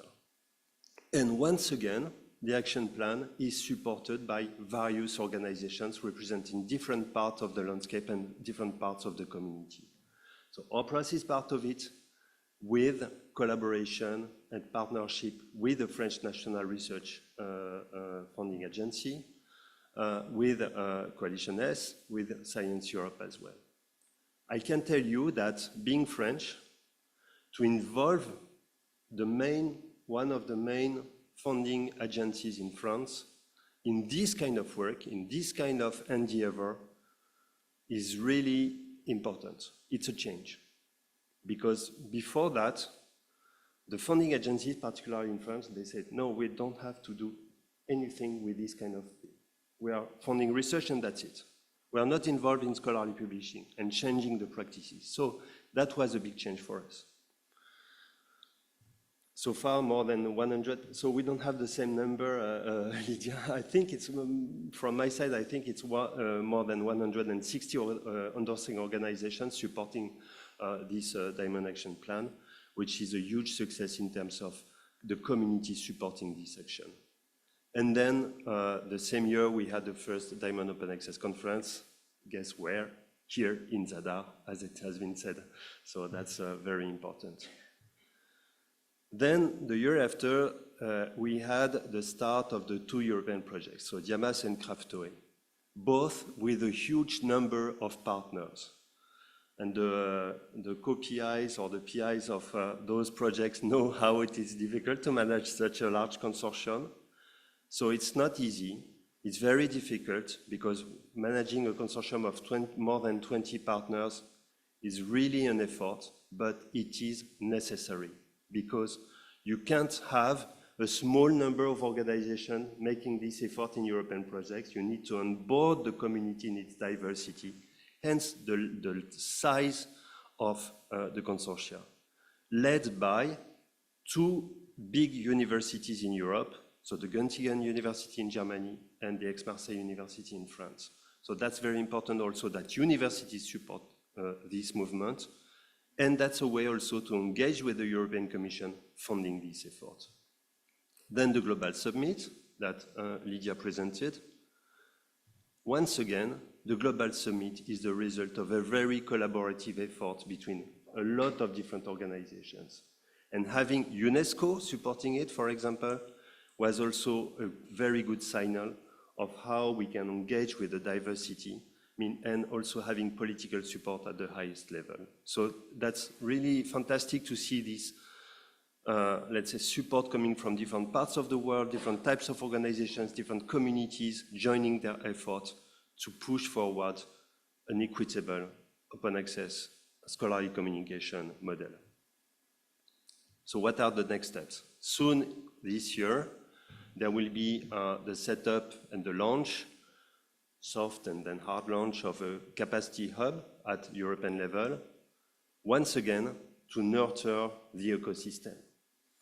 So most of you know this, this representation that was drawn by Johan. Thank you, Johan, for the very nice design of this representation that shows also how the development of the Diamond OA model is a way to make the different levels, the different partners, the different organizations and stakeholders work together collaboratively in the same direction, which is equity once again. The Diamond Capacity Hub at European level will be gathering and capturing building blocks that will come from the two projects, Diamas and CraftOA. So here you see the list of the most important deliverables in terms of what we call key exploitable results in the European lingo. So it's not important, but you see the list of the different outputs of those two projects that will be integrated into the Diamond Capacity Hub and then will be provided in the long term and in a sustainable way to the world community on the non-technical and on the technical sides. And then, hopefully, with this, we will have a kind of a system where the capacity centers, meaning the publishers, the service providers, and those in the community who are working with the Diamond OA model can join, register themselves, talk to each other through a forum, and start building a community, assess where they are in the adoption of quality and also the adoption of the Diamond model, improve themselves based on the result of their self-assessment by using the different tools in terms of training, technical tools, adoption of standards, support, etc., guidelines, tool suites, etc., that will help them go beyond where they are, improve, so that they can shine, of course, and then, if they shine, they can be better sustained once again. So that it's all about sustainability. And I try to show you how it could work concretely. So basically, the Diamas, the Diamond, or Diamas, what we call now the Diamas Capacity Hub, will be the home for the Diamond OA folks in Europe. The idea would be that it would be hosted under the fiscal host system by OPERAS Research Infrastructure. We have started working on and sharing a governance structure for this Diamas Capacity Hub with a steering committee gathering the funders that will support the Capacity Hub, with an executive committee that will make important and strategic decisions for it, coming from the different organizations who agree to take a specific role in supporting the development of the Diamas Capacity Hub, and particularly in leading what we call a task force, by the assembly, like the Assembly of Commons in OPERAS. There will be an assembly of the Diamas Capacity Hub, gathering all those who have registered and that to be consulted and also to steer the development of the Capacity Hub and express their needs and where they want to go. So there will be 6 task forces dedicated to specific topics. And of course, we are preparing a roadmap for the development of the Diamas Capacity Hub. So, how can we define what is our mission as OPERAS in this big movement of the development of the Diamond OA model? Yesterday, we had a very nice meeting with the Scientific Advisory Committee of OPERAS, where we discussed several topics. A very important topic was on multilingualism and how operas could better address multilingualism. It was led by Elia, one of the co-chairs of the scientific committee. And we had also another discussion about the diamond model and the governance of the diamond model at a global level. So the other co-chair of this scientific advisory committee shared a working paper in drafting, which is about, and I read the title now, Infrastructuring Diamond Open Access in Scholarly Publishing to design the governance of a Diamond OA scholarly publishing system at a global level. Jean-Claude was inspired, in fact, by a previous work realized by another member of the Scientific Advisory Committee, Elena, who made her PhD precisely about the evolution of the scholarly communication ecosystem, mobilizing this term of infrastructure. You see that in the title of my slide, infrastructure is not a noun, it's a verb. So,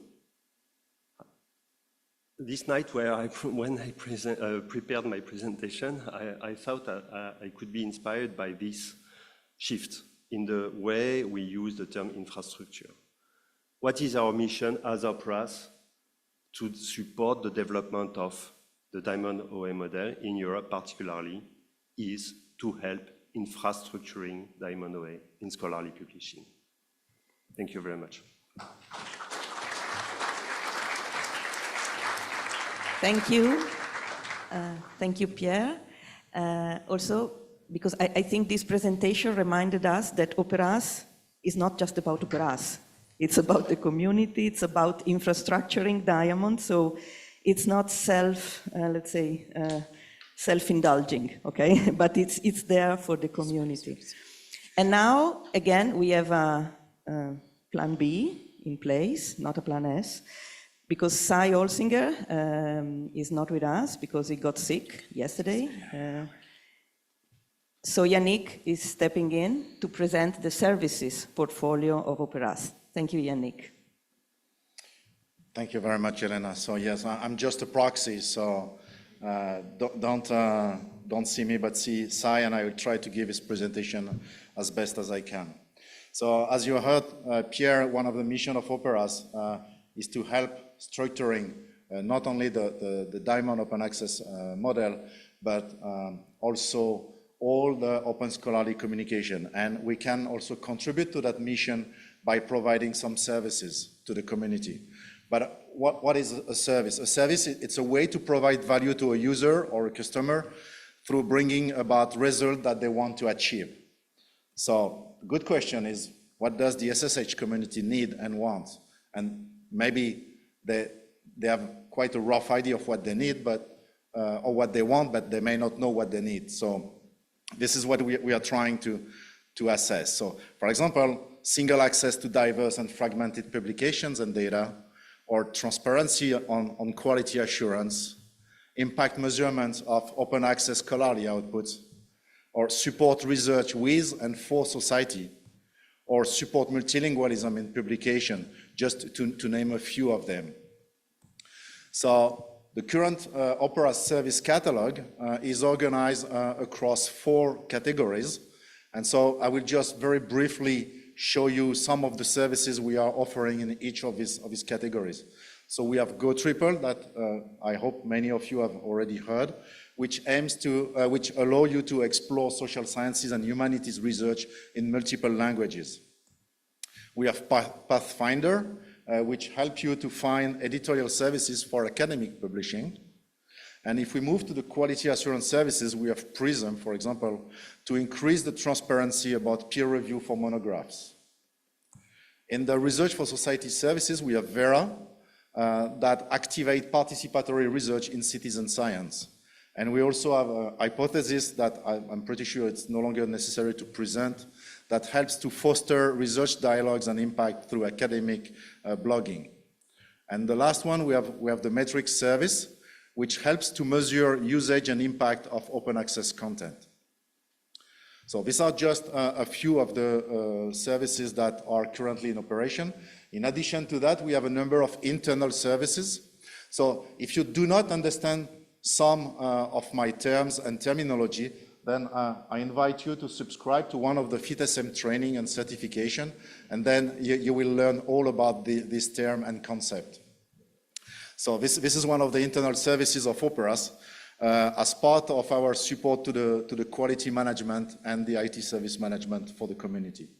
So some of the internal services are more professional or coordination services because we are acting at the European level, so we need to coordinate with the different countries and the different part of the communities.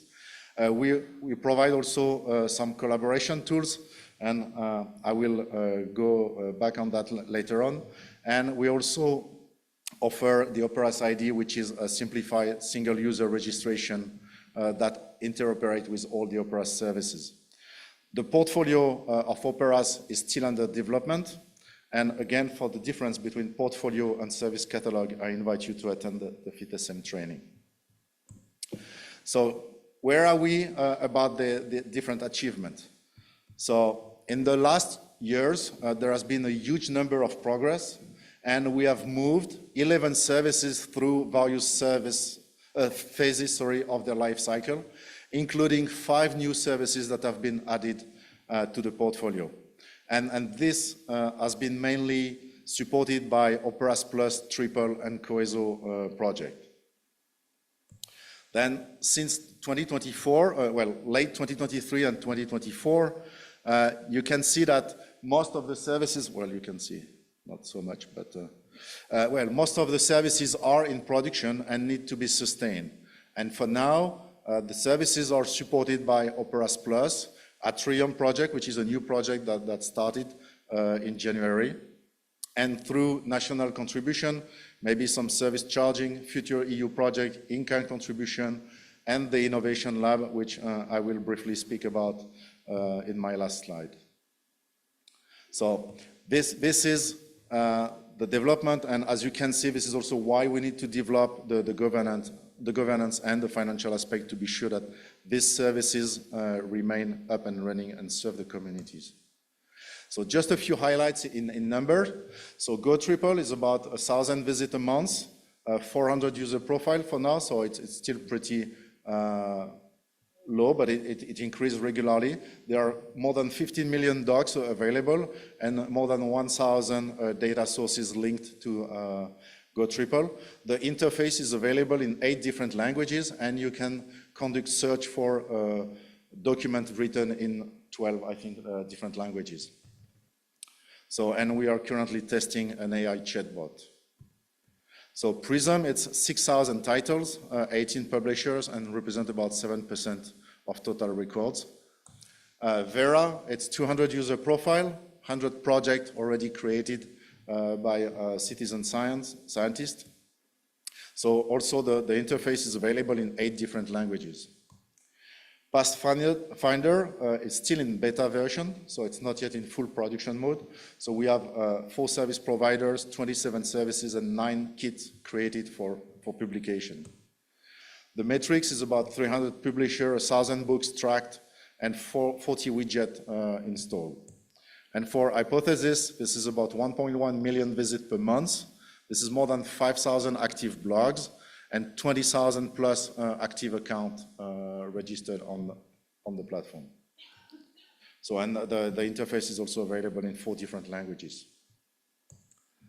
So in 2024, we have shifted the focus from technical development to marketing, training, and increasing the usage of the services, because as the services become more mature, then we have to work on disseminating the knowledge about the availability of this service, and to facilitate the usage by the user and the community.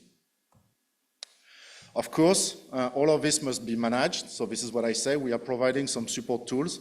So one that we use is Confluence, which is a collaborative information management system, which we use to share knowledge efficiently, to capture requirements, and to assign the task across the different teams. We also have the Jira Service Management, which is our help desk, to make it short. This is also a general ticketing system where we can record the incident, the bugs, but also the improvement suggestions. So we are not focusing only on the bugs, but also to continuously improve the system.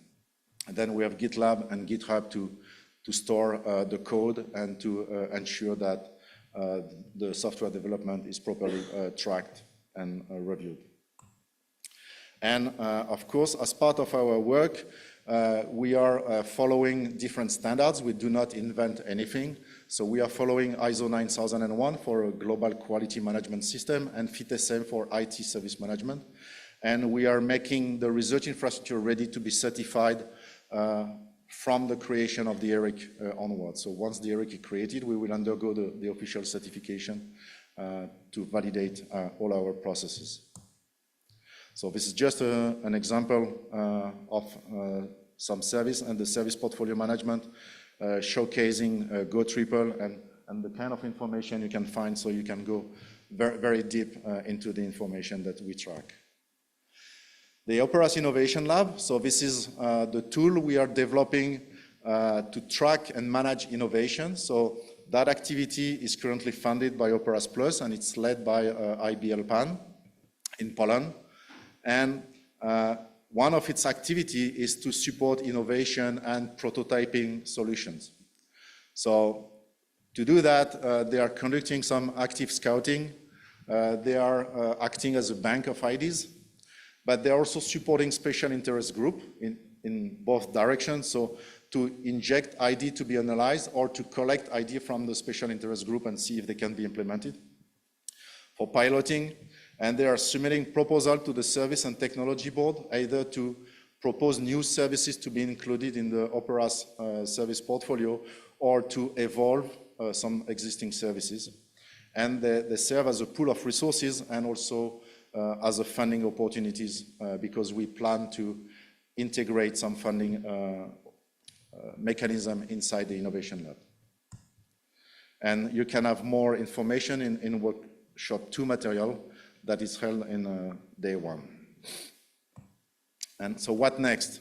So last year, as I said, we mainly focused on technical development with many service changing phases. Now we have a shift toward the promotion, and the full community support is required. So we cannot move without you. And a lot now is moving to marketing and sustainability.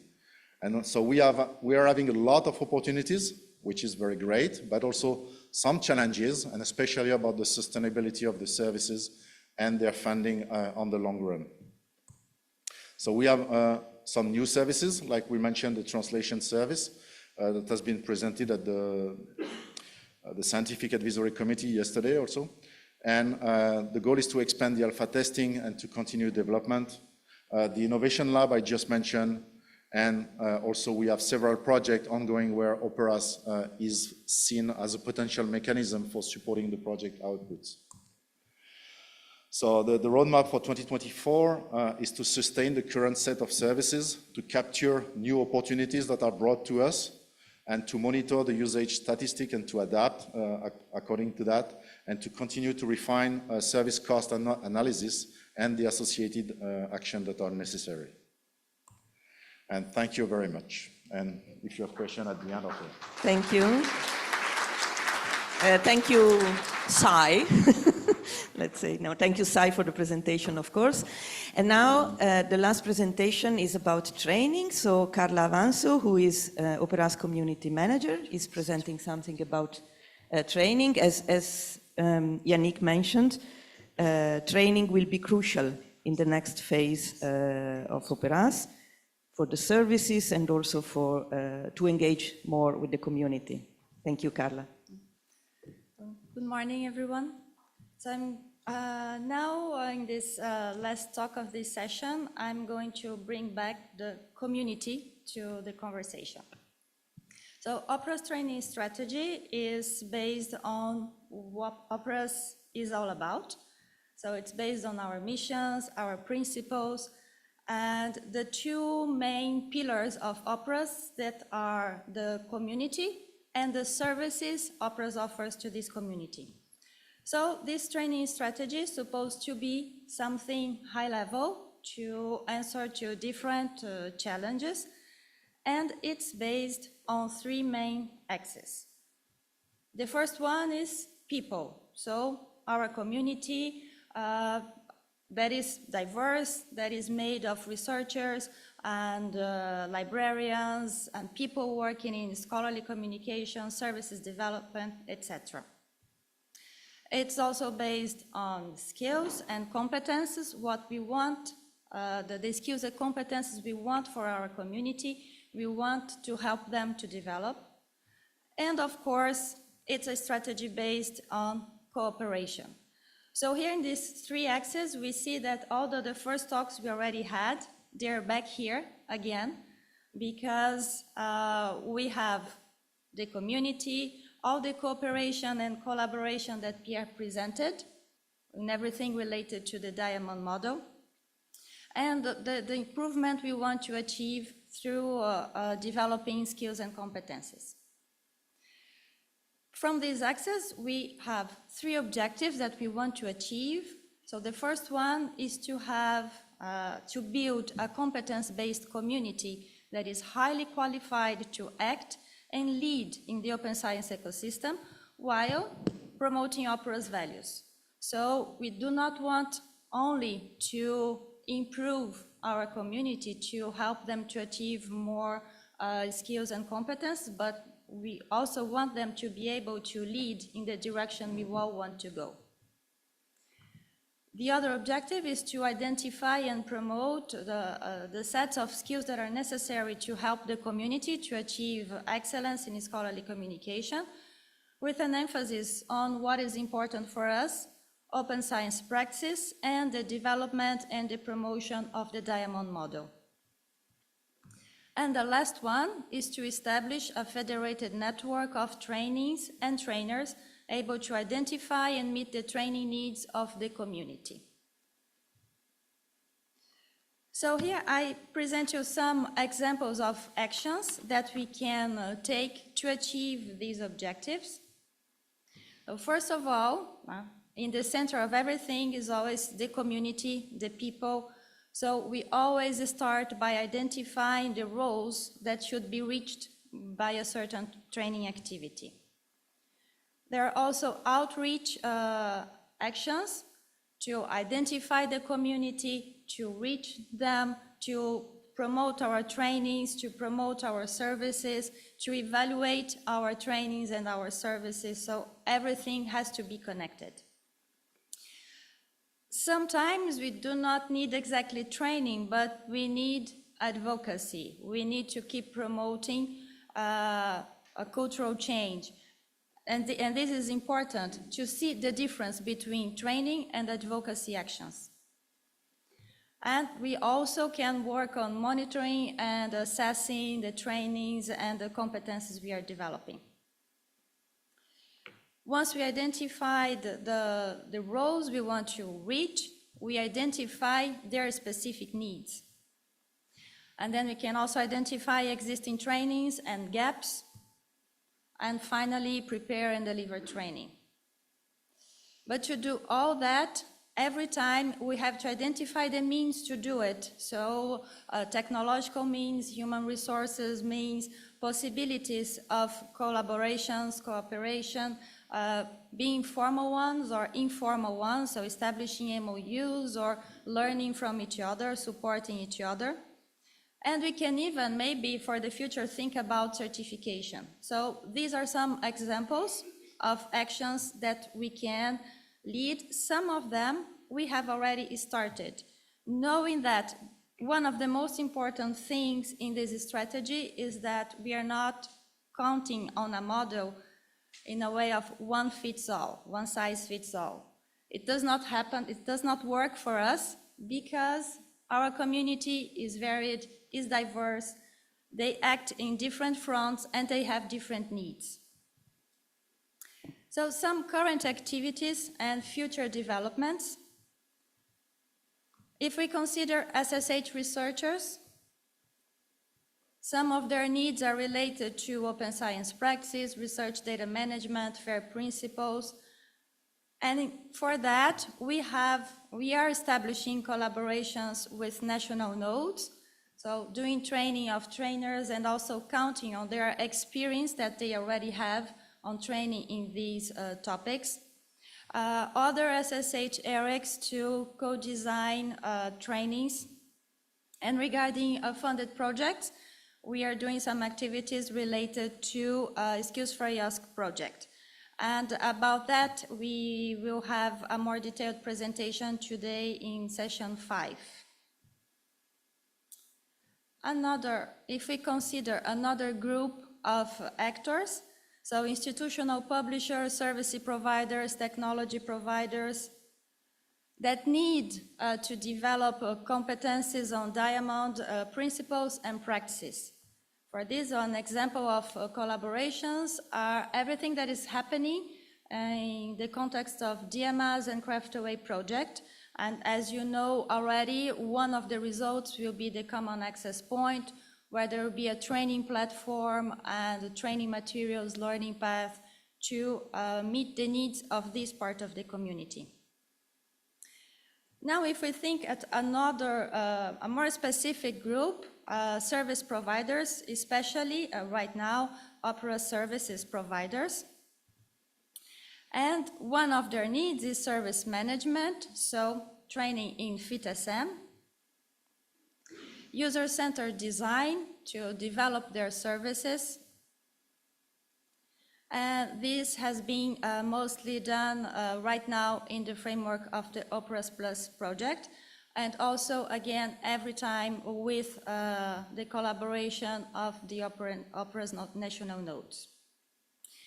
But regarding services, we also have OPERAS services users who have different needs. And here, just to give 2 examples about Go Triple and Vera. So Go Triple users want to turn them, into super users, and not only to use the platform, but to make it something integrated to their open science practice. Regarding Vera users, so it's an opportunity to develop competences regarding participative science. And for Go Triple, we can we already are establishing collaborations with the Go Triple board. And Vera allows us to establish collaborations with European alliances, science shops. So these are just very quick examples of how things can work, and some of them are already being carried out. And all that we do, of course, with eyes on the prize, thinking about where we want to get, and what we want to take from all that. We want OPERAS members and communities to be trained and knowledgeable in SSH fair and open science practice. This is one of OPERAS' objectives that was established in its strategic plan. We also want our members trained and knowledgeable, that's a repetition? No, sorry, in open science delivery. So that's another of our objectives in our strategy. And finally, OPERAS will keep demonstrating scientific excellence, contributing significantly to research and innovation in the scholarly communication area, and will become an ERIC. So thank you very much. I tried to Thank you very much. Yeah, you were really quick. Thank you so much. So do we have another mic for the questions? Because I know you want coffee. Everyone wants coffee. But we have 10 minutes for question. Do you have any question for our panelists? Yeah, please. Yeah, you go back to the original position. Jean-Claude. Sorry to monopolize the time again, but if I understand things somewhat correctly, there is one very specific nexus which is going to be very, very crucial for OPERAS. It's, to put it, I think maybe in schematic terms, the nexus between the capacity hubs and the communities. But capacity hubs don't know capacity spontaneously. They have to identify communities. They have to find ways to speak to these communities, and they have to find ways to work on something emanating from the community and corresponding to what the capacity hubs do. If we were in the traditional scientific publishing world, I think the object in between that we would spontaneously go to, and people do in the commercial sector, it's journals or books, okay? And you produce, around creating a journal or creating a book or a book collection, you would have immediately a way to lead the discussion. In the case of the capacity hubs of OPERAS, how do you identify the relevant communities? With what kind of objects are you focusing primarily? And then what do you do with this sort of effort? Possible answer, which we tried to play with in the SAC meeting, was the notion of platform. Yeah. Who want to take this? Pierre, maybe. So, indeed. In fact, I have to explain maybe more the type of architecture that with Johan particularly we try to propose to the communities. So there is this, at the global level, you have the Global Alliance or Global Federation, as you like, but for the different continents, then you have the capacity hubs. So for OPERAS, we are not talking about capacity hubs, we are talking about capacity hub, singular, because the idea would be to set up a capacity hub for Europe, working with not the journals and the books and the researchers who are writing and publishing those books, but working with what we call capacity centers.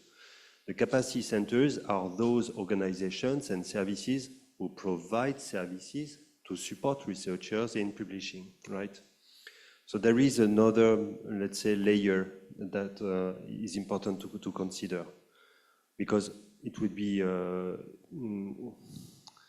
it wouldn't be reasonable to consider that the capacity hub at European level would have to interact directly with all these researchers in these different disciplines in their variety, etc. So we have to work with those who provide what Johan calls first-line help services to the researchers to perform scholarly publishing according to the Diamond Way principles. What is the role of the platforms? So we had John Wolinski and Juan Pablo Alperin from PKP who published recently a blog post on the blog that we established to steer the discussion on the diamond model, precisely pointing to the specific role of the platforms. I just want to say, I don't want to go in the scholarly discussion because it would be too long, but I just want to say that the term platform is tricky. It's difficult. It has to be defined, not as such or per se or for the sake of defining it, but it has to be defined in the context we are using this concept. My approach, but this is an ongoing discussion and that's an open discussion. That's important that we discuss things, right? So I can share with you my approach.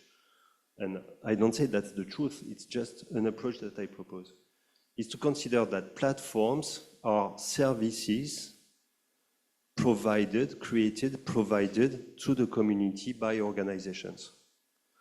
So for me, a platform is not an organization, it's a service offered by an organization. So if then you replace the concept of platform in this structure, yes, the platforms have an important role to play, but as services provided by the organizations to the researchers and also to the world community and also to the society, by the way. That's my proposition to be discussed. Thank you, Pierre. Any other question? Judith, maybe we have questions from the online attendance. Yes, indeed. I have one question from our audience online. It's that the projects Diamas and Craft OA have a strong focus on journals. And the question is, how are open access books included in the Diamond capacity hubs? So it's again for Pierre. Who wants to take this? Again, Pierre. Sorry. Okay. You may have noticed that in my presentation, when I proposed the definition of the Diamond OA model, I didn't say journal, I said publications. It was a slight change with the previous definition to test the water and to see what would be the reaction, because once again, we are discussing, right? So we all know that the adoption of the model of the Diamond OA model and the implementation of the Diamond OA model cannot be performed in the same conditions for books and for journals because the situation is different. And Palomera is precisely exploring what is the landscape, what is the reality, what are the needs, what are the policies and the non-policies, basically, in Europe to support OA books, whatever the model. And then the Diamond OA model is one, amongst others, models to support the proliferation or the success of OA books. We have noticed that there was a workshop yesterday. Unfortunately, I couldn't participate in it, but I noticed that there was a workshop precisely dedicated to the Diamond model for books, and I really encourage the community to continue this effort to define more precisely what is needed and how this effort, specific effort for books, can join the effort that is ongoing to support journals, and then to work together collaboratively at the level of probably the Diamond OA Capacity Hub, because the Capacity Hub has the capacity also to relate to books as well and other forms of publications, why not? To support the development of the Diamond OA model across the different various research outputs that are available, including books. But we have to consider the specific situation of books and not, you said, no one size fits all, right? Okay, so that's the point. Yeah, and I can say I was attending yesterday the workshop, and it was really lively. And I think they came up with many ideas which will be useful for the Palomera projects. Any other question, comments, discussion? Lydia? Yes, thank you. Thank you very much for these presentations. I learned a lot about OPERAS. My question is something that it would be good for the Diamond Open Access movement is that that experience that you have and that you are still building on services for social sciences and humanities could be shown for the less traditional disciplines in Diamond, the STEM disciplines. So have you reflected, or do you have some ideas on how your experience could be presented to different communities in the STEM field so that they can learn what type of services Diamond Open Access could bring to those sectors or disciplines? Yeah, this is definitely a good point, because usually people in the SSH tend to be shy, but it's a very good opportunity.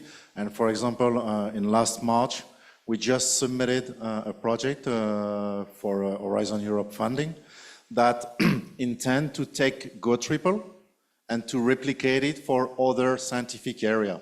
So we won't extend the scope of Go Triple, but we are reusing the mechanism and the concept to adapt it to some other scientific areas. So this is also what we are doing, and we are multiplying the cooperation also with non-SSH communities. And for example, we also have non-SSH organization joining OPERAS as members. So for example, we have the Tbilisi Medical University in Georgia that decided to join OPERAS because they want to integrate social sciences within the medical courses. So there are also some activities going on in different areas, and I think this is a good way not only for the Diamond Open Access model, but for all the SSH activities to be able to support the other scientific research area. Does it answer you? Thank you so much. Margot? I would like to reflect on what Jean-Claude said in the answer from Pierre. So when we talk about platforms and service providers, those are then people, again, like my university and our publishing services, and there we suddenly have, again, where the picture opens. So this is a full university that I represent, meaning it has all kinds of disciplines. So if we run publishing services that are, for instance, inspired by the thoroughness and of the reflexivity of social science and humanities, at the end of the day, they need to be open for everybody. And I think there is something really to bring forward from the social science and humanities. And this was when Devim and his team yesterday presented their translation service, which is basically a writing environment focusing on multilingual challenges in writing scientific papers. Hey, come on, this applies to SCM as well. And even though English is the lingua franca and almost the lingua unica in chemistry, at the end of the day, we need to reflect that science is global, and for instance, chemistry concepts need to be brought to Danish students or Portuguese and African school children, and they need to understand it. And so this is where I think when we talk about the service providers, where the circle somehow closes, but yet I think we have something to bring when coming from the social science and humanities, and to make sure that we don't get lost into discussions, yeah, but in our discipline, everything is different. And to make sure, yes, we can close the circle over and over again. It will break and we need to close it again. But I'm absolutely convinced that we can do it. Thank you, Margot. And now you see why I love OPERAS people, because they are so, lively and let's say, okay, Pierre, you. I just want to follow up very briefly on that, because when you look at OPERAS services, there is a common pattern, whatever the topic they address specifically. So in most cases, or in all cases, the OPERAS services work as platforms gathering people, information, services, content, which are isolated, fragmented, etc. So the only thing that the OPERAS services, but that's the most important thing in my opinion, that the OPERAS services deliver to their community is a platform to gather all these atoms, I would say, and to help them and support them starting, collaborating, working together, being a community, exchanging information, accessing the information, discovering, etc. This is the common pattern across all the OPERAS services, because this is our mission as an infrastructure and as an organization. I would say also our vision, and not only our mission. So we are 5 minutes late, but we have to stop here because we have coffee, 15 minutes for coffee, so please be back at 11:50 sharp, because we are late, okay? Thank you so much.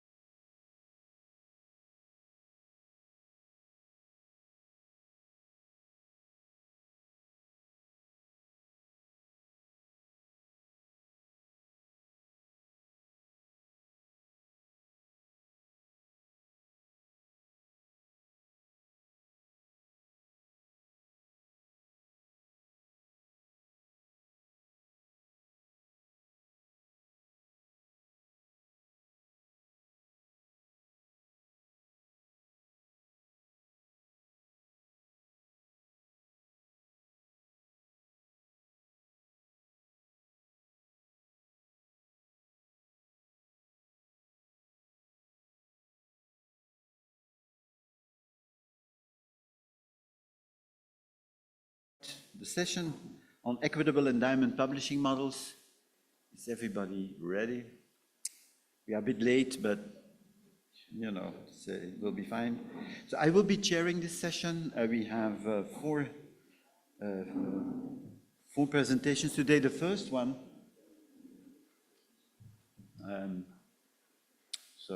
the first one is by Céline, Barthonnat, and Raphaël Tournoy on Episciences, a platform for publishing diamond open access journals. And I'll give them the floor immediately.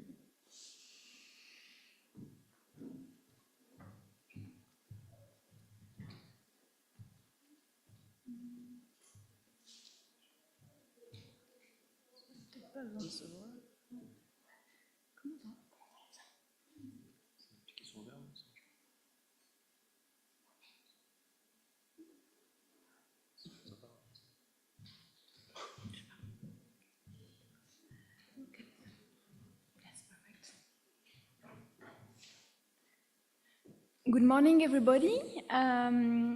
Thank you very much. It's a real pleasure to be here in Zadar and to see for many of you for the first time in real life. Thank you to OPERAS, a special thanks to Judith for her kind help, for giving us the possibility to present Episciences, a publishing diamond open access overlay journal.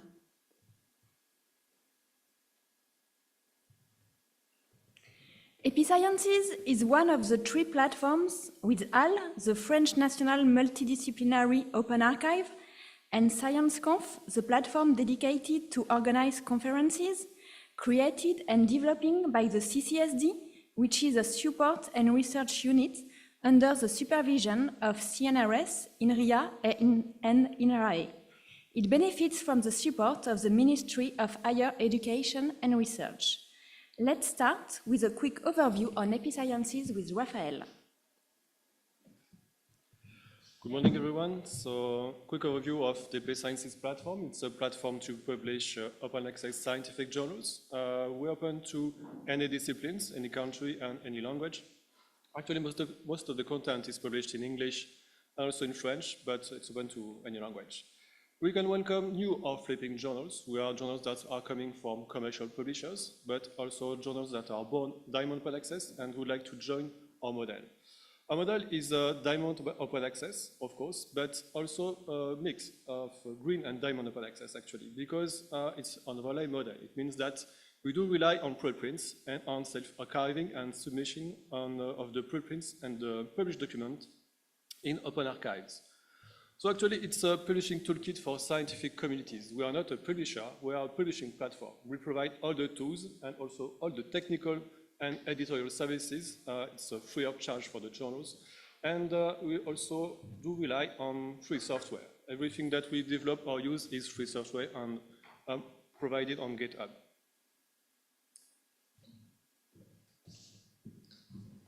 Now I'd like to say a few words about the governance and the organization of Episciences. Episciences is academic-led and owned, initiated by researchers for researchers. A steering committee is in charge of giving the general platform orientation, and working with it there are 3 disciplinary scientific boards made up of international experts who work to promote Episciences and evaluate the applications of journals wishing to join Episciences. At the moment, there are 3 scientific boards in informatics and applied mathematics, in mathematics, and in social sciences and humanities. Maybe some others will join, will be created soon because new disciplines, such as physics or biomechanics, joined us recently. And in social sciences and humanities, we are very pleased to announce that Transformation, the Diet journal, had just joined the platform. Now, let's have a look at the Episciences overlay model with Raphaël. Thank you. So this is an attempt to show a picture of the publishing workflow of Episciences. So it do relies heavily on preprints and open archives. At the bottom layer, you have in orange, you have the layer of open repositories. It could be also data repositories. And the upper layer in green is the overlay services provided by Episciences. So the first thing to use our workflow is to submit a preprint on an open archive, for instance, like Archive or HAL. And then the submission process can be initiated by the researcher just by giving the identifier of the preprint on the journal side. We will retrieve all the metadata, and then it will initiate a submission on the journal. It's quite simple from the user point of view. And then the rest of the process is actually somehow similar to every scientific journals, because there will be a peer review process that will be initiated by the journals, of course. And every new versions of preprint has to be submitted online to be evaluated and reviewed, for instance. So it means that at the end of the process, if your article, if it took, for instance, 1 year to publish your article, every version is available online and can be cited and discussed between the publishing process.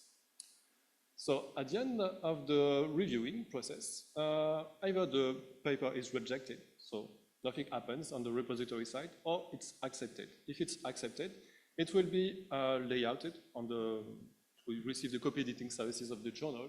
And then at the end of the process, you can add also, of course, data sets and software to the publications. And in the end of the process, we will add a DOI. The DOI is the published version of record of the preprint, in a way. And it means that also there can be other versions, updated versions on the journal. It's also possible because it's a feature of many of the repositories to submit new versions of preprints. So you can also submit an updated versions to the journal and make it published again with an updated DOI. We also have a specific workflow to update the bibliographical references of the preprints on the open repository using the protocol that is called co-notify. This protocol is used to update, for instance, on all the preprints. It means that if a preprint is published by Episciences journal, we will add the DOI, the journal name, the volume name, etc., thanks to the co-notify protocol. And we also have a specific process that allows a researcher, for instance, to submit his or her preprint to HAL and then push it automatically to an available journal. This is really good process and good protocol, and we hope to have it adopted by many of our repositories in the world to be able to connect Episciences to those repositories.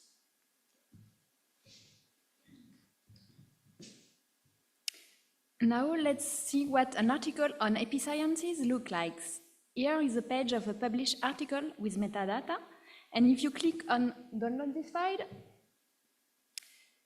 you download the PDF file of the article with a specific template, and here that's a nice one.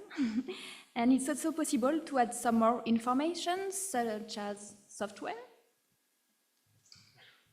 This is an example of software that is linked to a publication. For software, we do advise the journals to use Software Heritage, which is a really performant initiative to archive and give PIDs to software. So this is an example of what it looks like when the article is published, but it's also available during the peer review process. And we can also, of course, link publications with datasets. So this is an example in the upper box of a dataset linked to a publication that is hosted by the Darius data repository with Dataverse. And the bottom panel is a feature that we have provided to the journals. It's the way to extract automatically bibliographical references from the PDF files or from the LaTeX files, for instance, using BibTeX files. So it's an easy process for the journals to be able to provide references to the public, of course, to the readers, but also to cross-ref. It means that it allows us to participate to open citation initiative, for instance. And now let's focus on our services. As we've seen before, Episciences meets the FAIR criteria: findable, accessible, interoperable, and reusable. A technical and editorial support is in charge of helping users. It's composed of 8 persons from the CCSD in RIA for journals in informatics and applied mathematics, and the Institut Fourier for journal in mathematics. We provide support with the technical aspect and also publication and distribution. For example, choice for Creative Commons licenses, linking with copy editing services, indexing in DOAJ, Sherpa Romeo via Mirabel, WorldCat, and so on.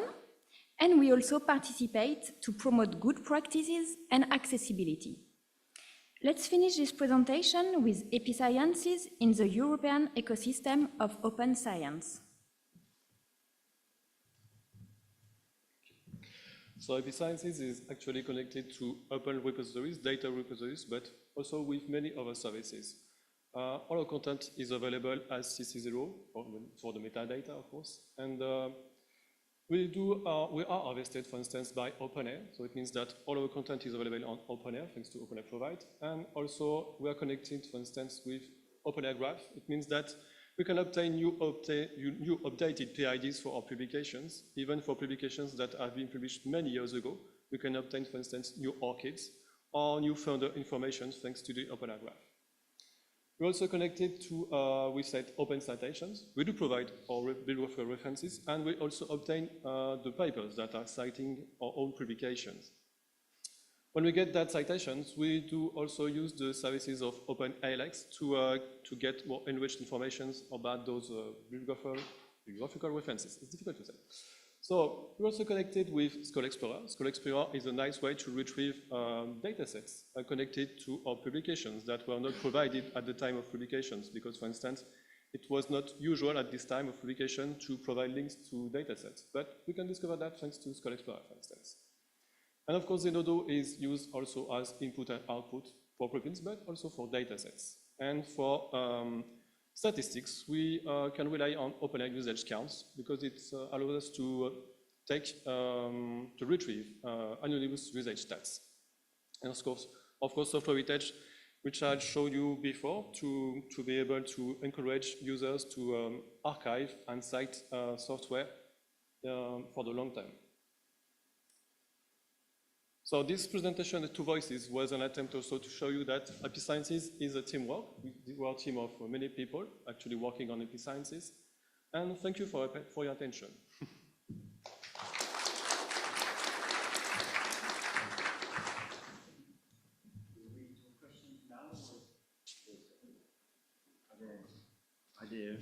Are there any urgent questions? Two urgent questions.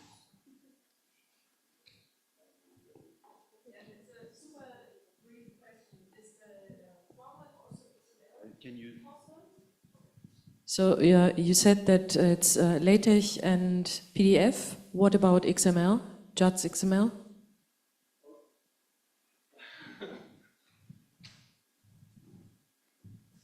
Thank you.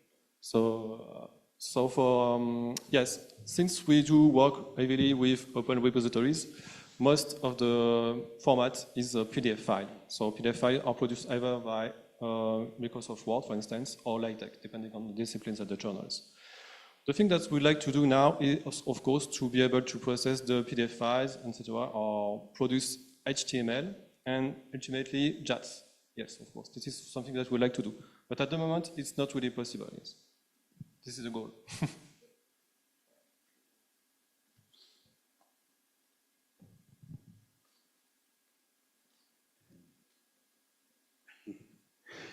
Bravo, that's how I should start. A very good presentation. Thank you so much. But I have one very small technical question and a more general one. The small technical question is, when you have a paper submitted, do you get the PID immediately? And then you correct it if it is accepted or modified and so on? Or do you put the PID later on in the process? I would suggest doing it right off the bat with the preprint, but I'd like to know what your answer is. My more general question is linking your magnificent enterprise. I'm a fan of yours, but it's with the notion of inside-out libraries that Lorcan Dempsey developed at some point back, where essentially the idea is that the research center itself becomes the prime collector of what's produced legitimately inside that institution, and then it starts its progress towards publication. And a linkage between an organization like yours and a network of research institutions telling you these are the things that we have collected locally.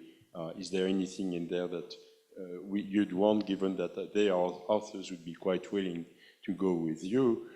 Would that be a way to go further in your enterprise, and would that also mean that perhaps the structure of journals would start changing? So many questions, sorry.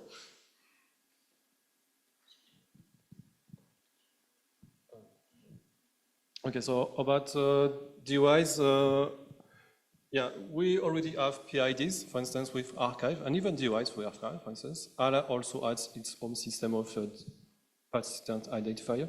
So we use that, of course, and then we assign a DOI when the article is accepted. And then it's published. We are linking the published version with every previous preprint for the DOI metadata, yes. And if it's updated, we'll do that again also.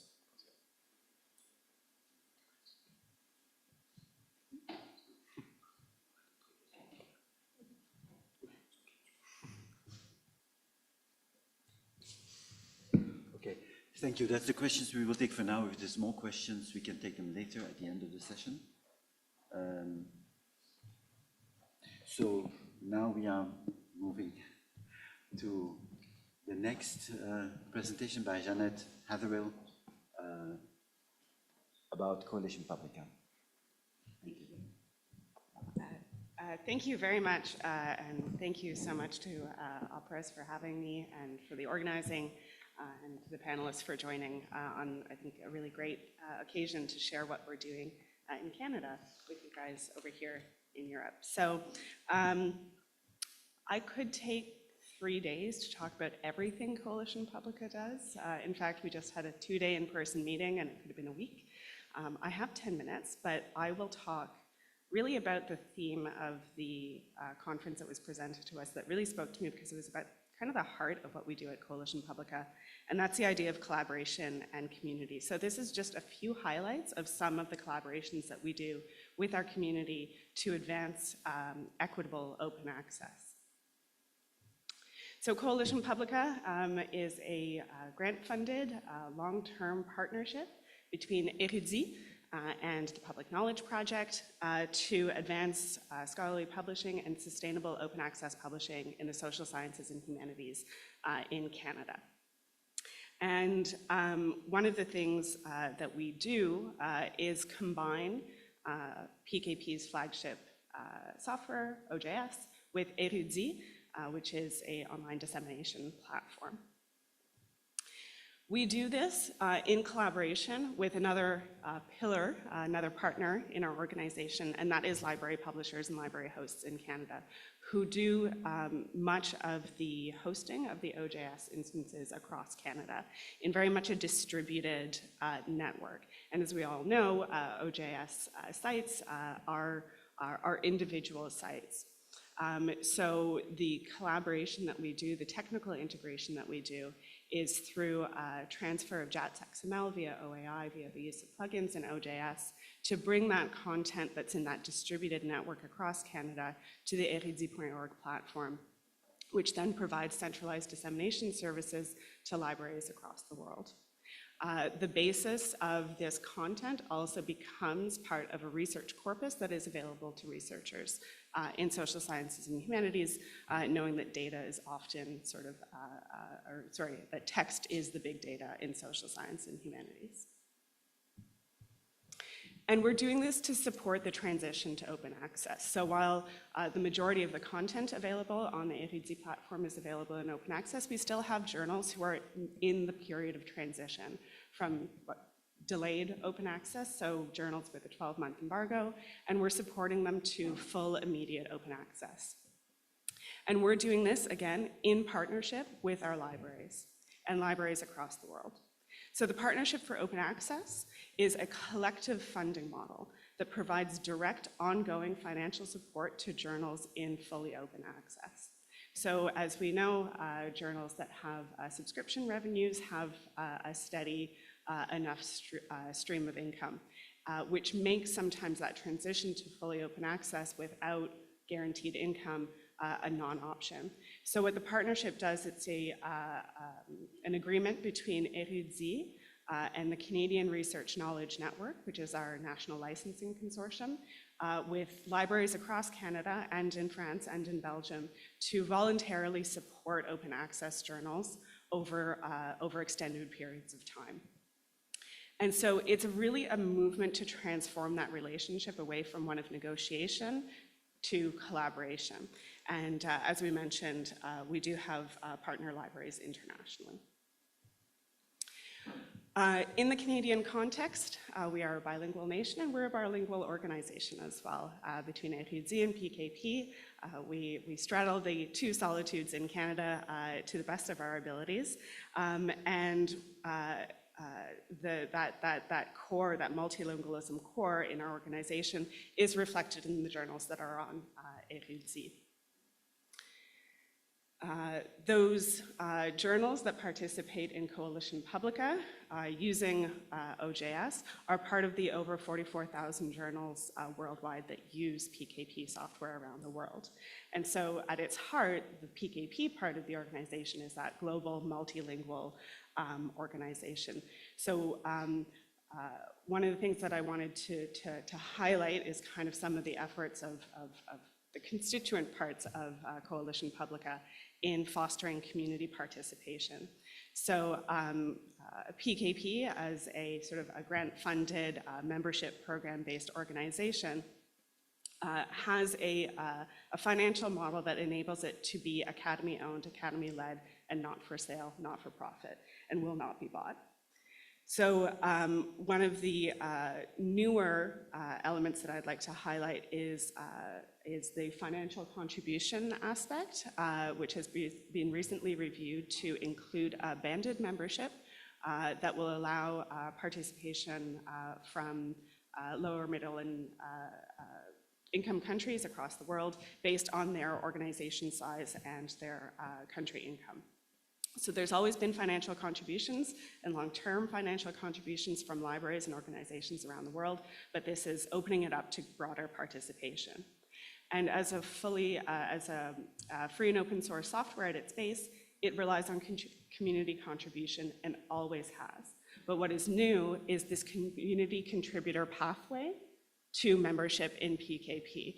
And so this is recognizing the important contributions of the community, not only to the source code, but to all of those other things that make PKP and OJS software, as well as OMP and OPS, available and usable to such a large global community. A couple of those community contributor pathways, as we're calling them, has to do with multilingualism. So as any of you who use OJS know, there is a whole suite of documentation out there, but a long overdue addition is one that addresses issues of multilingualism in PKP software. So it gives a little bit more direction on how to achieve multilingualism most efficiently, how to handle translations, and how different indexing services handle multilingualism. No big secret, many of them don't. So that is definitely something that collectively we may need to consider how we can work on in a global context, is getting indexing services to recognize the importance of multilingual content. We also have created several guides for better practices in journal metadata, which is sort of the core of information transfer. So while they are unique to the Coalition Publica context, really they are available to anybody to use to learn how to make best use of OJS software for multilingualism. Another way that the community contributes is through interest groups. These are some new groups that have sprung up, including the Multilingualism Interest Group, to really give an avenue for collaboration between staff and community members whose work centers around multilingualism translation, to kind of make recommendations and set priorities to improve the practices and implementation plans for translations. Based sort of on that as well, we have a new model which hope will be replicable across language communities, and that is a subset of the documentation interest group that spun out between our Spanish language colleagues across the world, who in various regional differences in how language is used, realize that coming together to work on, for example, a glossary to improve consistency across the software, all the while recognizing that not every country may use the same word in the same manner, but having an agreement of which one they choose to use in a particular circumstance can only help translation efforts and the usability of the software in the long run. So the hope is that this model of kind of a Spanish language group could be replicated across other language groups as well. And then finally, there's efforts on across the team and across Episciences to increase the visibility of that multilingual content. And so in 2020, a partnership was established between the Directory of Open Access Journals and Episciences with that desire to increase multilanguage content in the DOAJ. So that involved translation of criteria, applications, guides, and actually just this morning I got notification that the second version is officially available online on the DOAJ website as they've recently updated some of their criteria. And so Episciences has been involved with partners in France as well to do that translation, again, agreeing on international collaborations to increase the usability of that French language content. And within that partnership between Episciences and DOAJ, there's also a partnership with libraries. So as much as our team can help journals fulfill the obligations to be involved in or to be indexed in DOAJ, the expertise that is in libraries is invaluable to help in that process. So there's a partnership model between libraries and Episciences, which is now expanding to Coalition Publica and its journals across, or its libraries across Canada to get increasingly indexed in the Directory of Open Access Journals. I'm going to leave it there, but with the thought that only through collaborating across many communities at many different levels towards those visions that were so eloquently talked about earlier, towards that vision of diamond open access and equitable open access, is a lot of hard work, but is worth it to take the time to identify the partners and work together towards creating this vision that we all hope to achieve. Thanks.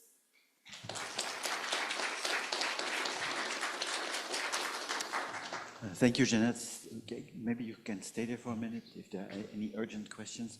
I think this is a very interesting example of potential collaboration also with OPERAS, because there's a multilingualism group in OPERAS as well, with asking the same questions, of course, because Diamond is more multilingual than other forms of publication. Are there any questions on the floor? Any urgent ones? Vanessa, you have.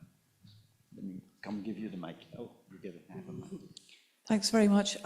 You said earlier, so it's really inspiring to see all the collaborative work and the in-kind contributions from the community and really engaging with them. So thanks for sharing, and it's really, really important work. But you said earlier on you're moving away from negotiation to collaboration. But I think, so do I understand it that to build out your services, you're using the communities more to carry out some of that work for you, so the multilingual work, etc. But the negotiation is often to fund membership fees, right, or to fund the basic operations. So is that going away, or is this in parallel? So the collaboration, is that to further develop OJS primarily, or are you also using the community to somehow maintain the core? That's what I'm interested in about, the model. Sure. So the community, definitely, we are relying on the community to help develop and improve. I'm sure many in this room are familiar with a lot of the grant-funded developments that are hopefully happening in the Craft OA project, for example.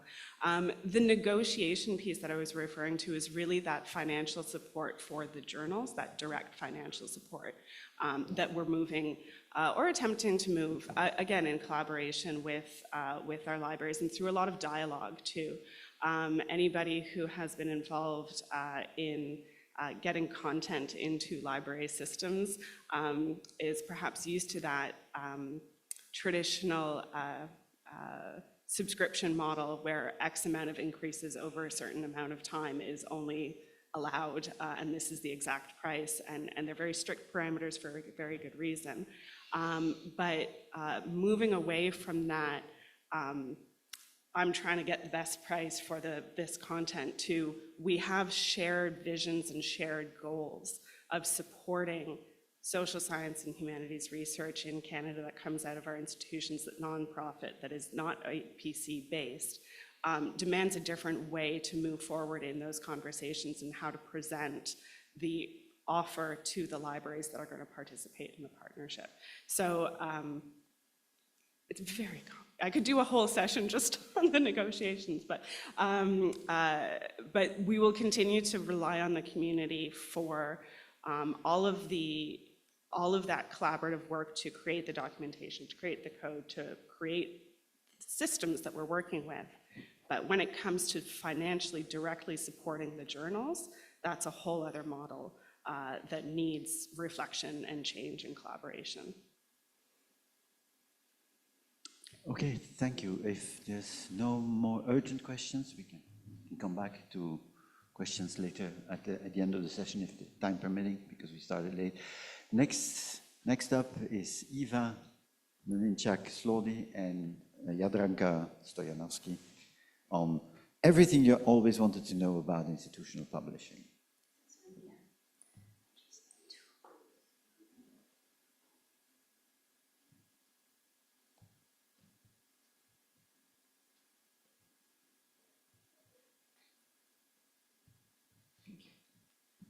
Okay, hello everyone. I will start by saying that actually everything on this slide is quite deceiving. So in the next in the next 10 minutes, you will definitely not know everything you always wanted to know about institutional publishing, because it's impossible. We will only lead you through the highlights. And the second thing is that Jadranka and I are only the persons who prepared the presentation, and I will deliver it, but the authors are actually multiple. Some are behind me, some are in front of me, and there are many people involved, so we have to credit them as well.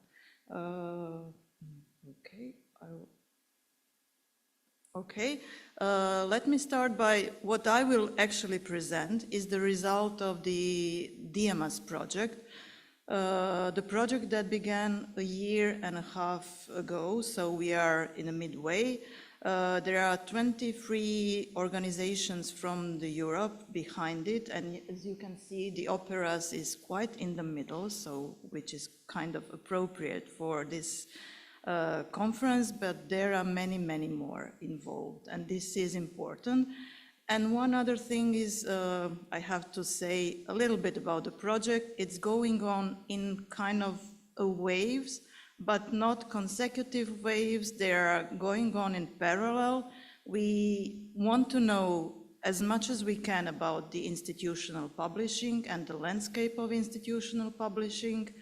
Then we want to build on that and improve the coordination, the quality, importantly, sustainability of this kind of publishing. But we also at the same time want to engage the community, disseminate the result, and build policies that will strengthen this ecosystem.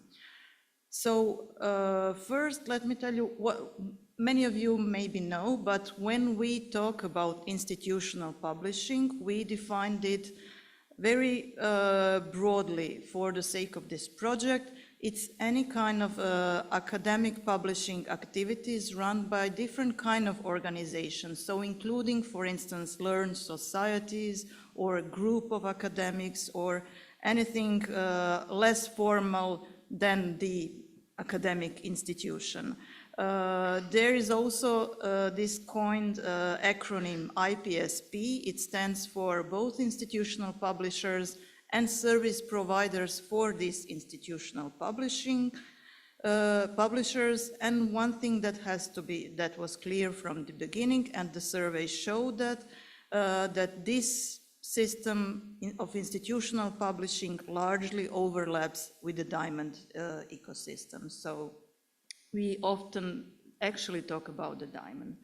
The survey and the research into the institutional publishing was done within the work package of mapping the European landscape of IPSPs. It was led, I have to at least mention one name, so by the University of Tromsø and Jan-Erik Fronsvag.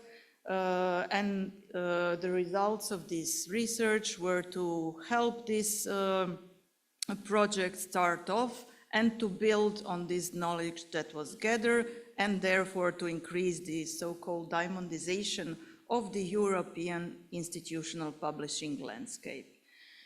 There were several, in the survey that was run, there were multiple areas that were questioned and researched, so you can see some of those here. We will not have time enough to cover all of those today, but we will see some of the highlights. The survey was run a year ago, so last spring we got nearly 700 valid responses, mostly from institutional publishers, less from the service providers that are serving them, and most of this sample is actually involved in the journal publishing, and they produced a low number of journals, so those are small institutional publishing. And we have to say that the results of the survey are not strictly representative, so we got a sample that is definitely shaped by the way that we disseminated the calls, the way that we have connections to the different communities, but also we received more answers from certain countries where this kind of institutional publishing activities were more aligned and organized. So you will see the larger dots, for instance, in Serbia, in Spain, in France, or in Croatia, and there are reasons for that. In short, we can say that institutional publishers are there to comply with high standards of editorial management and professionalism, so there is no danger of being, I don't know, of lesser quality, of lesser professionalism. There are strong open science practices, often diamond. The scale of operation is expectedly usually small in terms of outputs, so the number of journals or book published, budgets, but also the number of staffing. And there is a very, very high reliance on voluntary and in-kind contributions, which can cause some barriers, but also sometimes it can prove some kind of stability and insurance. We can say a few words about the governance of these institutional publishing publishers and service providers. They are, in our sample, they are mostly non-commercial and non-profit. There are only a small minority of private companies, and those were mostly in this group of service providers, so not publishers. They have varied relationships with parent organizations, if they do exist. Some are independent, and this is really important because this fact affects their sustainability and their operations to a large extent. So having a parent organization is a sort of a sustainability parachute, but we have to count that many of our respondents do not have a parent organization. When we talk about open science practices and open access publishing, we of course wanted to know how much of this landscape is in open access. We can say that for journal articles it's 90%, so almost all. It's lesser with conference outputs and even lesser with academic books. And this is influenced by different factors, by disciplinary publishing cultures, by regional and national differences, and of course by the way that the institution is legally organized. There is a lot of diversity in this publishing landscape. Our results do not show large differences between European regions as we defined it, but there are a lot of differences between countries. And this is something that's important, because when in the previous sessions, when we discussed the Diamond Capacity Hub, the Diamond Capacity Centers, these centers will probably be designed in a way to accommodate these national differences and help in a way that's best for the certain context. So we know that these kind of activities are affected on a national scale by funding opportunities, by existing platforms and infrastructures, existing formal or informal networks and organizations, and also by policies that are there. So this is just the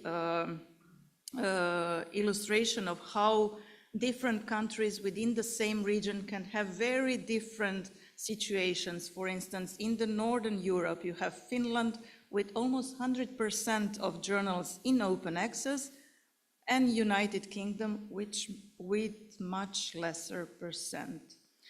And this is, of course, important because of the things that I've mentioned. We have to tailor the future actions according to these differences and aim what's best for a certain context.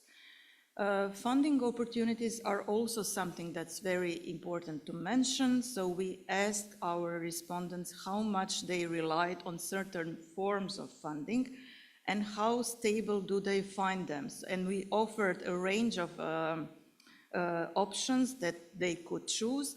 And one important finding is that for all these options, a very significant portion of respondents said that it is not applicable for them. So again, we go back to this phrase that not one solution fits all. So we have to find different recipes for different types of organizations and different kind of funding sources and business models. But one thing that was most often mentioned is fixed and permanent subsidies from parent organizations. But then again, we have to know and remember that not all of them do have parent organizations. So it's not something that all can rely on. When we look at the public funding mechanism, again, they do not exist in all of the countries that we surveyed. But when they do, they are mostly national or local funders who are funding publishers in their own countries. Open science policies and open access policies are, of course, tremendously important for this landscape. They do shape the ecosystem, and it was important for us to know where, at what level does this policy making takes place. It happens on the level of the organization, of the institutional publishers themselves or service providers, but often also on the level of the parent organization or on the national level. And most of our respondents comply with different policies at different levels, but they are more sensitive to their national context than to the European one. One thing that emerged, and that wasn't actually something that we expected, that a significant player in this policy making and policy defining are national platforms when they do exist. And you can see some examples of them here. So a lot of policy defining, or at least policy showcasing and aligning, happens at the level of the national publishing platforms. And that's an important thing for the future as well. And here, for the last few minutes, I will come to some of the things that are not actually, that could be used as a critique maybe, but more as a space where we can improve things in the future.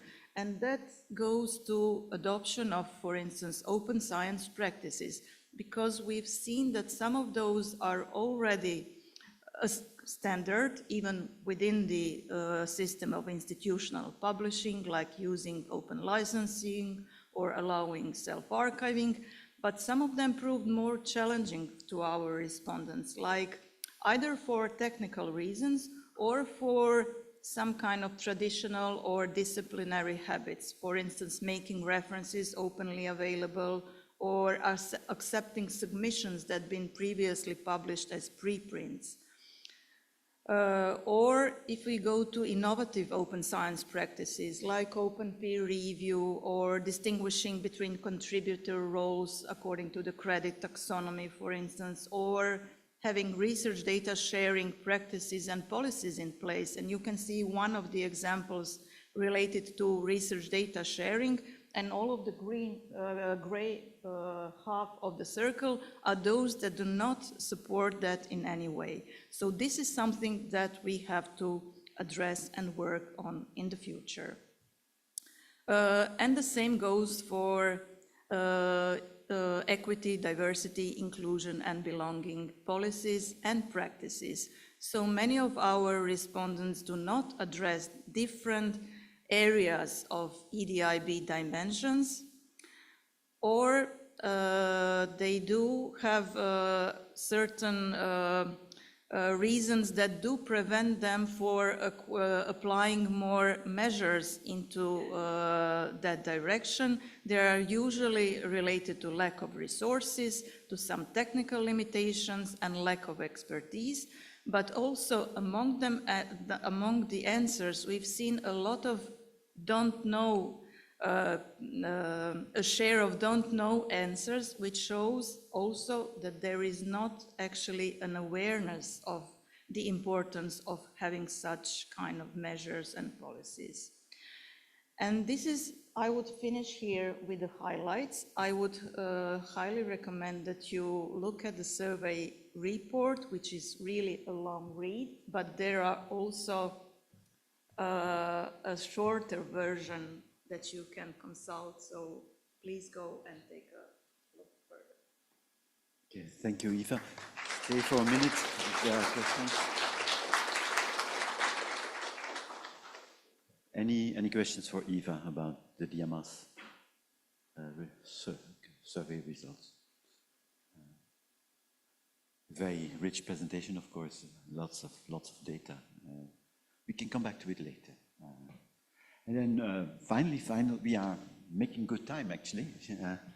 Our final presentation is by Demi Verbeke with a rhetorical question. So the title of the presentation is, look it up again, but it was, do libraries stifle the progress, diamond open access? So that's kind of interesting. Are they blocking even equitable open access? Demi, the floor is yours. Thank you very much. Ladies and gentlemen, at the outset, I would like to acknowledge a basic assumption that I'm making, which grounds my entire argument. If we do not agree on this basic assumption, then nothing of what I will say in the next 10 minutes will make any sense. So I do think it is important to make this assumption explicit, and that you either agree with me, or at the very least just recognize that my entire argument rests on this. And the assumption is this: academic libraries exist to enable scholarly communication. And I'll repeat it to let it sink in. Academic libraries exist to enable scholarly communication.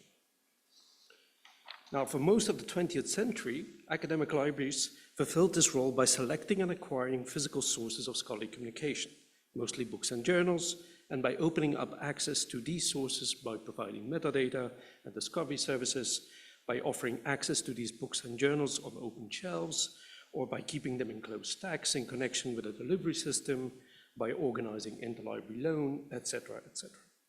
The key thing was that libraries provided the service more often than not as basically for free, as something which was available to everyone, so not only to the staff and students of the own institution, but actually for everyone who was interested, provided they could travel to the library or were able to afford a library card at typically a very modest price.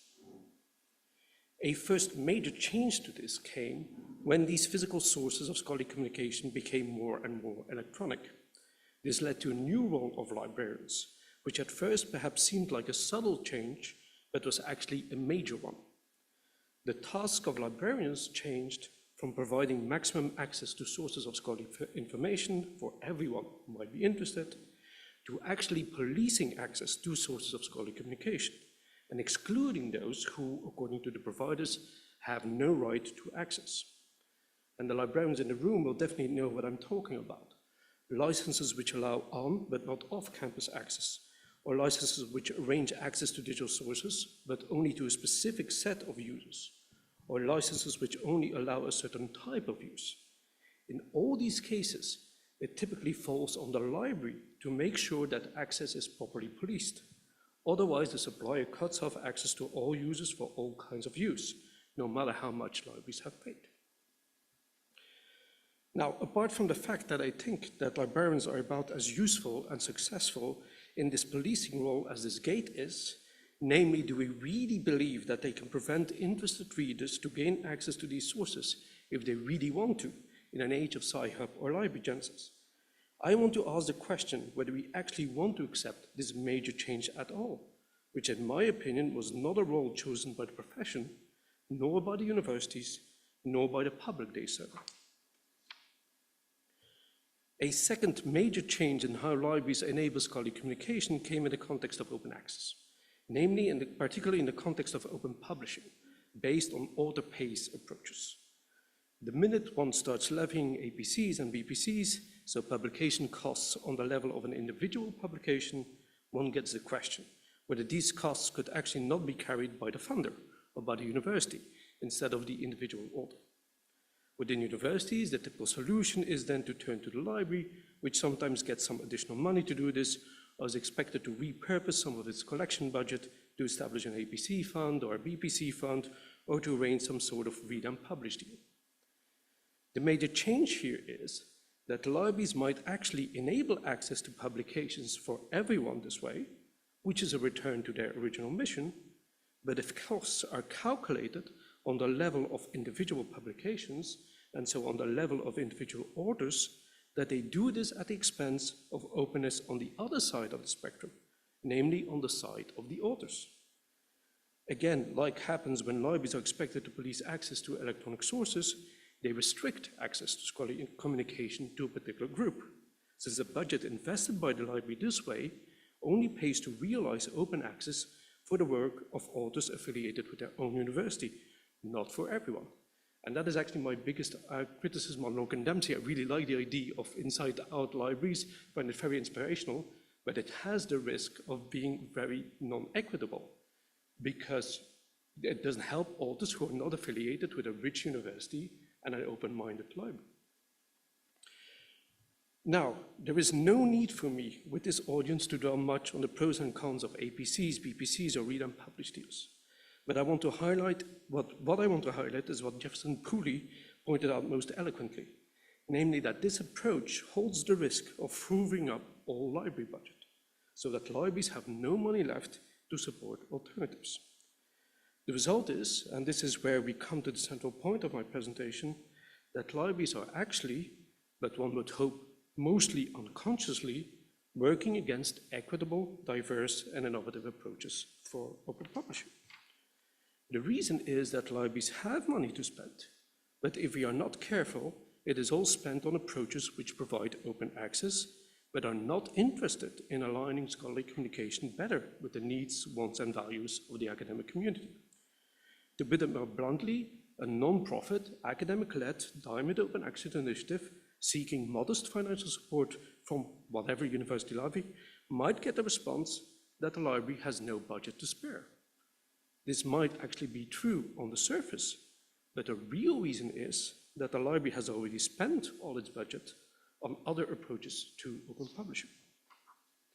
So what can libraries do about this? I see 4 possible approaches. The first one is the radical approach. University libraries can cancel contracts with providers of open access and decide to move the money that's freed up in this way to other providers or infrastructures which are better aligned with academic values. There are other people here at this conference who know much more about this than me, but that is what I essentially recognize in the approach at the Université de Lorraine, which is very transparent in how they reinvest the money they save by canceling, for example, their Wiley deal in other ventures, which they judge to be better aligned with their open science agenda. Some of you will say that it is all good and well to talk about a radical approach, but that the challenge in real life is to determine which supplies we can qualify as mission aligned and which not. And you would have a point, judging by the liters of ink that have already been spilled trying to make a distinction between for-profit and non-profit, commercial, non-commercial, why this distinction might or might not matter, how we need to be nuanced in our analysis, in trying to define what we mean exactly when we say community-led, etc., etc. So another approach, which I have dubbed the strict approach, allows us to move beyond that by not trying to define what it is exactly what we want to invest in, but by stating very clearly what we do not want to invest in, and by making this negative position part of our contracts. For instance, a library could clearly state that they will not tolerate any kind of privacy infringement, which, as we know, happens in cases of surveillance publishing, or will not tolerate any kind of infringement on basic human rights, which, as we know, happens in the supply chains of commercial academic publishers who outsource to low-wage countries. So why don't we make it part of our contracts? For instance, that the first time a supply is found out to be an infringement, they get off at a one. The second time, the library will stop payment for a year without a loss of access. And the third time, the contract will be terminated immediately. Another approach a library can take, in my opinion, is what I call the strategic approach. This approach does not set any rule about what you can or cannot invest in, but just calls for a reversal in priorities in how libraries spend their budget.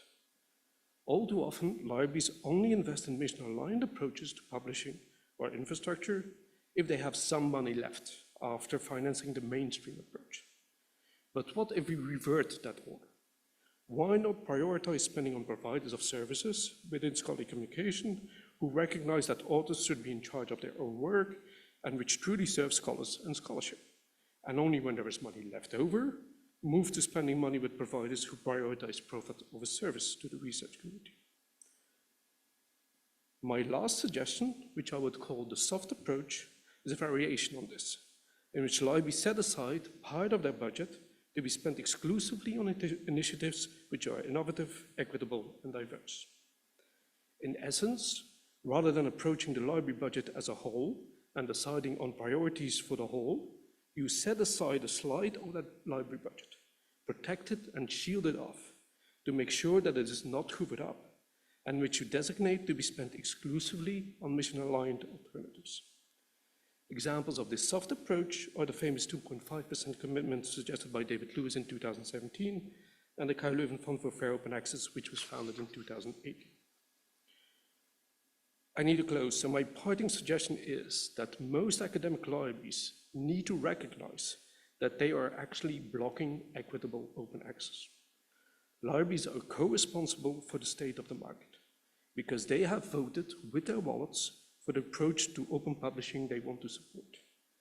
Currently, that is with an overwhelming majority, an approach based on calculating the costs on the level of individual publications, with each university or library paying for its own authors.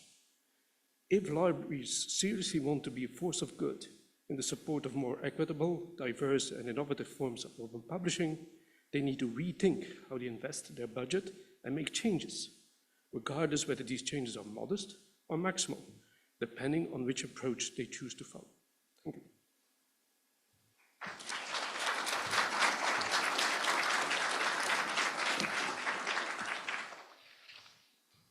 Thank you, Demi, for a very entertaining presentation. More than that, any questions? Margot, from librarian to librarian. Well, actually, I'm not a trained librarian, but I work in a library, and likewise, by the way. So I am one of the persons who tries to persuade my colleagues from acquisition department that they should use this soft approach. They're saying they should define a certain ratio of the information budget that they would call and invest it into anything, and to use it even in a way that they if they have difficulties to spend that they spend the rest of their working week to look out for another initiative that deserves their money. The point is that what my library colleagues then bring forward, and this is their, so in my eyes, they find an unfriendly person, just right in front of me, is when they say, yeah, how do you define this? And can you give me clear criteria how you would define this, and how would you then, and how do we define the ratio? Can you give me evidence how I should do this? And then they have circled me and I'm done. Do you have a solution for this? I have a real solution, probably not, because it will be hard to convince these people, but I have a standard answer for this and a different approach, a solution for this. My standard answer is, I will start spending so much administrative time on selecting what I want to support here in these alternatives, when we spend the equivalent amount of time relative to our investment in the big ones. If you want me to spend researching for a week trying to figure out whether I should spend that 1,000 euros or not, I'm happy to do that, as long as you then spend 3 years figuring out whether you're going to spend another 1.5 million on your absolute contract. And I'm happy to do that week if you do those 3 years. That's my first answer. And the second thing is indeed the solution. These are small sums typically. We're talking like, we have set aside, I do stuff in my arts and humanities budget, which is a little bigger, but we have set aside for the moment 60,000 euros to do in these small, just projects, trial and errors. This is a drop in the ocean. This is nothing, 60,000 in comparison with the entire acquisition budget. So I told them, you need to give me freedom with this. This is typically contracts of 1,000, 1,500, 2,000 euros. 1-year contracts. If we get it wrong, we can always say, okay, we made a mistake, we're not going to prolong it. And so the biggest risk we have is that we throw away 1,000 euros. And again, I can make the argument, so can you show me that we definitely will not throw away tens and thousands of euros on another contract because you have not thought this through? Then if you cannot convince me of that, I do not need to convince you that what I'm doing with my 1,000 euros. All that being said, it helps. I'm a member of the management team and I run my own budgets. So yes, I do need to sort of explain myself, but if I say to my acquisition department, this is how I'm going to spend my budget, they cannot say no. It is my budget to spend, I decide how much I spend it. And I do not like this. I would rather have that my entire acquisition department says, fantastic, this of course is a priority. But sometimes it comes to that. It's me just saying, I'm the boss, I decide. Yeah. And so that is the realistic answer. Sometimes you end up there. Luckily, and that's just where we now are. When we started this in 2017, 2018, it was a lot of, this is the weird stuff that Demi understands, that Demi and nobody else knows what. And now there's more and more people in the library are like, oh, wait a minute, maybe that was not so wrong.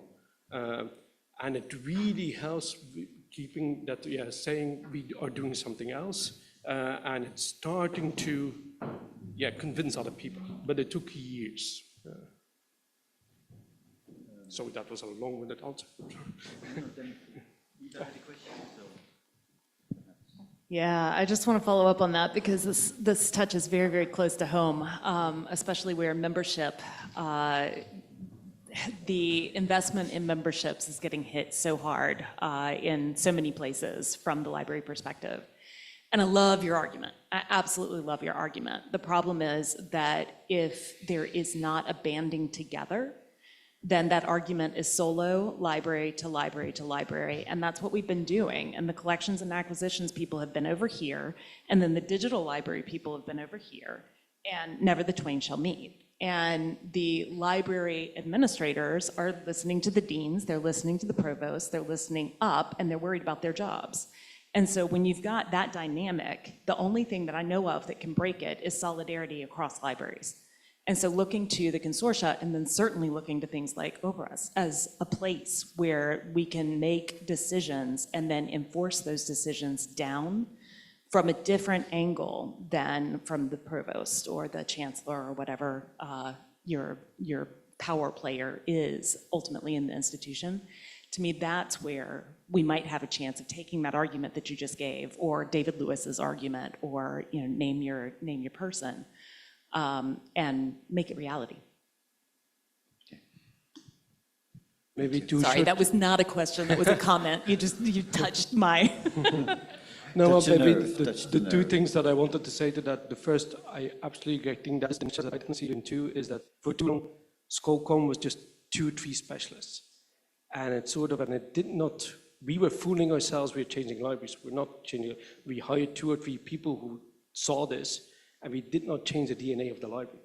And this is now going to be, this is actually the challenge for the next couple of years, I think, is changing and the big argument that I have there is, do you guys realize more than half of modern scholarly literature is now in open access? If we keep our eyes shut for this as libraries, why do we still exist in 5 or 10 years' time, even in the humanities? My second answer for that is, I'm again very lucky in Leuven, I also hold an academic position. So the minute somebody says to me, we need to do this because a professor told me to do that, I can say, and I'm a professor and I'm telling you to do that. And that works too. I'm very sorry, but that is something that works too. Eva had a question. Sorry.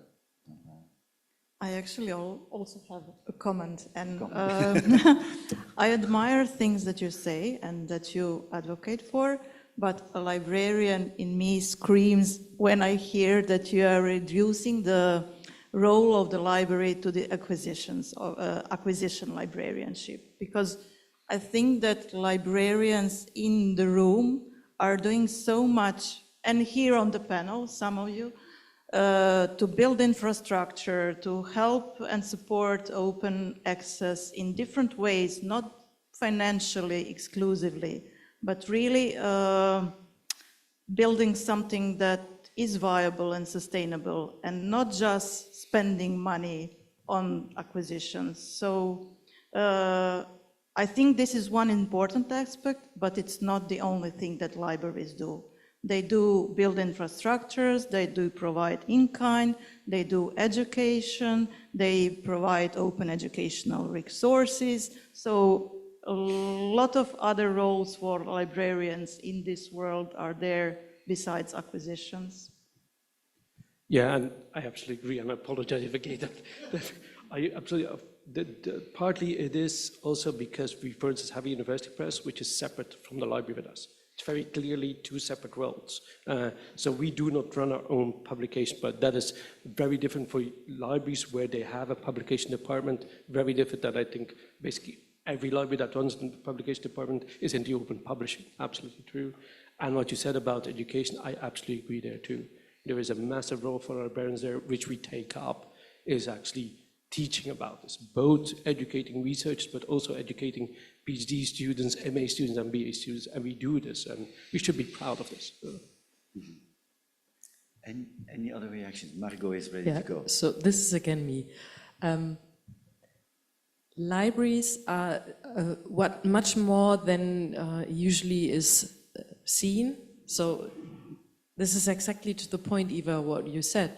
I think one of the challenges, and this is a question to maybe everybody on the panel, is that when it becomes difficult within a research organization or research performing organization such as a university, then suddenly there's something like a reflex to reduce the library to what they think is the most important, and that is the shopping department buying the stuff from commercial providers. And how can we make sure that we don't get reduced in tough times to that libraries are seen as the shopping department, everything else is just creating costs and problems and difficulties.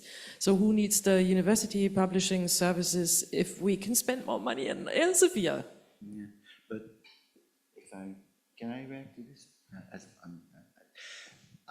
Last year in Budapest, at the LIBE conference, there was this great talk by Chris Boer from MIT Libraries, who suggested basically using unpaywall to just buy those journals that the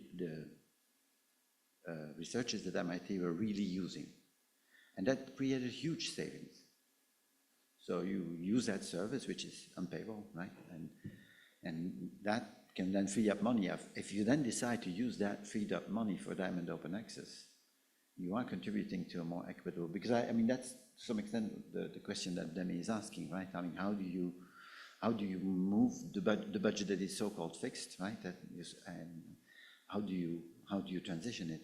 And I think what Chris showed, I thought that was very exciting. It's also, you can find it on YouTube as well, is that by using unpaywall, and so basically just paying for the individual journals rather than buying the bundle that Elsevier imposes on you, say, no, I just want these journals, like these 100 journals.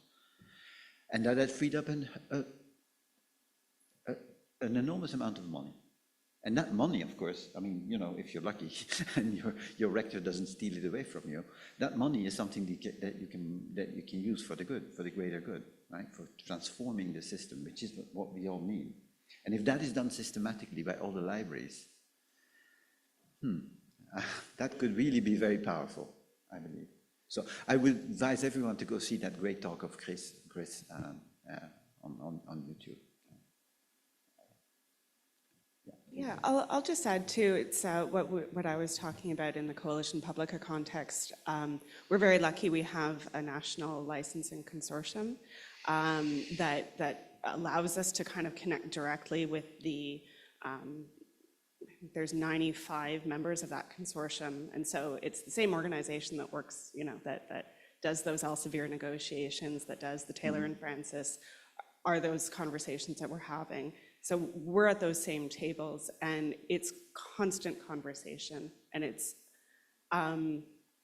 work over many years to come to common understandings of values that really does that shift. And it is quite interesting because like in many organizations, you have new members joining different committees, and it's almost every year you're re-educating or rehaving some of these conversations. And it can seem frustrating, but there's value in listening to those sort of conversations, because I think we're all coming at it almost from the same goal, but maybe how we're articulating that goal is a bit different, and you have to kind of listen to that nuance. So it's not going to happen overnight, but it's through that collective efforts. And again, that sort of collective, you know, when you say that you're a faculty, you know, position, that's a collective effort too. That's a union. That's a collectivity. It's power in the collective that I think brings about change. And sort of, you know, as I was talking in our poster yesterday about the library publishers coming together as a stronger collective and a national advocacy voice. We're creating documentation that proves our worth within our own institutions. I'm wearing my old scholarly communication librarian hat when I say that, but there is a need even within institutions to make that distinction, you know, that advocate for all of the work that you were talking about too. But it's changing, you know, and when you look at how we're all where we are now and all of the work that OPERAS has done, that's through a lot of collaboration, and I'm sure a lot of the same conversations over and over again too. No, I am also hopeful that things are changing for the better. So not extremely worried, but we need that collective action, and we need these great examples, you know, and spread the word about them. Any other observations from the panel about each other's presentations? Because we had a diversity of models, overlay journals, clearly firmly anchored in Diamond Open Access as well. Pleas for changes at the library level, an established model like Coalition Publica. I have the microphone, so I'll ask a go ahead. question if that's okay, because I did note one, and it's maybe a bit more of a technical question. We've been talking about big ones, so maybe I'm going back to a small question. But I'm fascinated by the Episciences platform and what you're doing. My question was around the link to copy editing services. This is something that, in our context, we haven't quite cracked the nut on. That's one of the outstanding things: the copy editing, the typesetting, that sort of professional production services that we don't have an answer to that. So I'm very curious how that works in your context. Thank you for your question. In fact, we are 8 people at person in Episciences, and solely 2 editors. So me and a colleague from INRIA. So we can't do all the copy editing for all the 35 journals, and maybe some more in a few times. So that's why there is a project which is called Episciences. It's for copy editing for journals, and this project is funded by the Open Science in France, Fonds National pour la Science Ouverte. And so we have a year to do something with copy editing. So the project is to deal with some copy editors outside universities, and to work with them on templates in Word and in LaTeX, because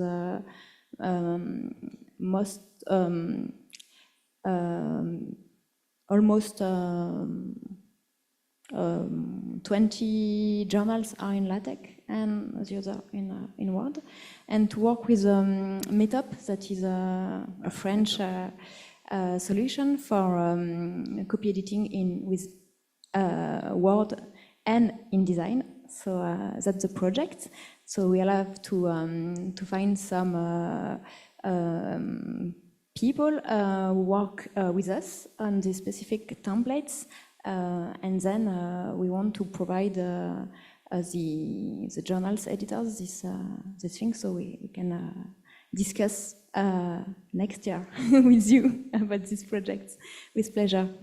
Yeah, thanks for that question, Jeanette, because it's the main problem for most diamond journals. How do you, I mean, at Open Library of Humanities, for instance, we pay for it. We pay an Indian typesetter who's very good, but we pay for it. It's another solution. But I mean, Meetup also costs money, right? I mean, but it's easily the most expensive part of operations for any diamond outfit, I believe, because it costs time. it's the time of the, okay. But that's lots of details here. But any other questions? Any other questions you might want to discuss?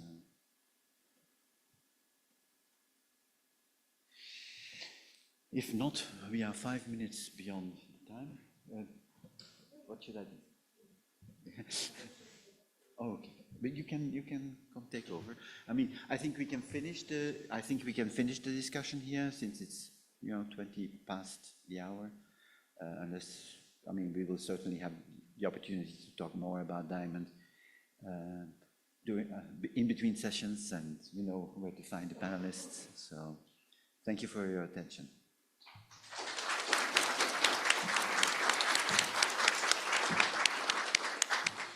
Thank you very much, Johan. And I wanted to ask you, please stay here. We will have an announcement from Franjo for the organization for the rest of the day. And I only wanted to tell the audience online that we will stop streaming now, and we will be back in an hour after the lunch break on our YouTube channel for you. Thank you very much, Judith. So before you leave for the lunch break, I have two short announcements. One regarding the social dinner tonight for those of you who have already paid, confirmed, whatever. So just to inform you, a very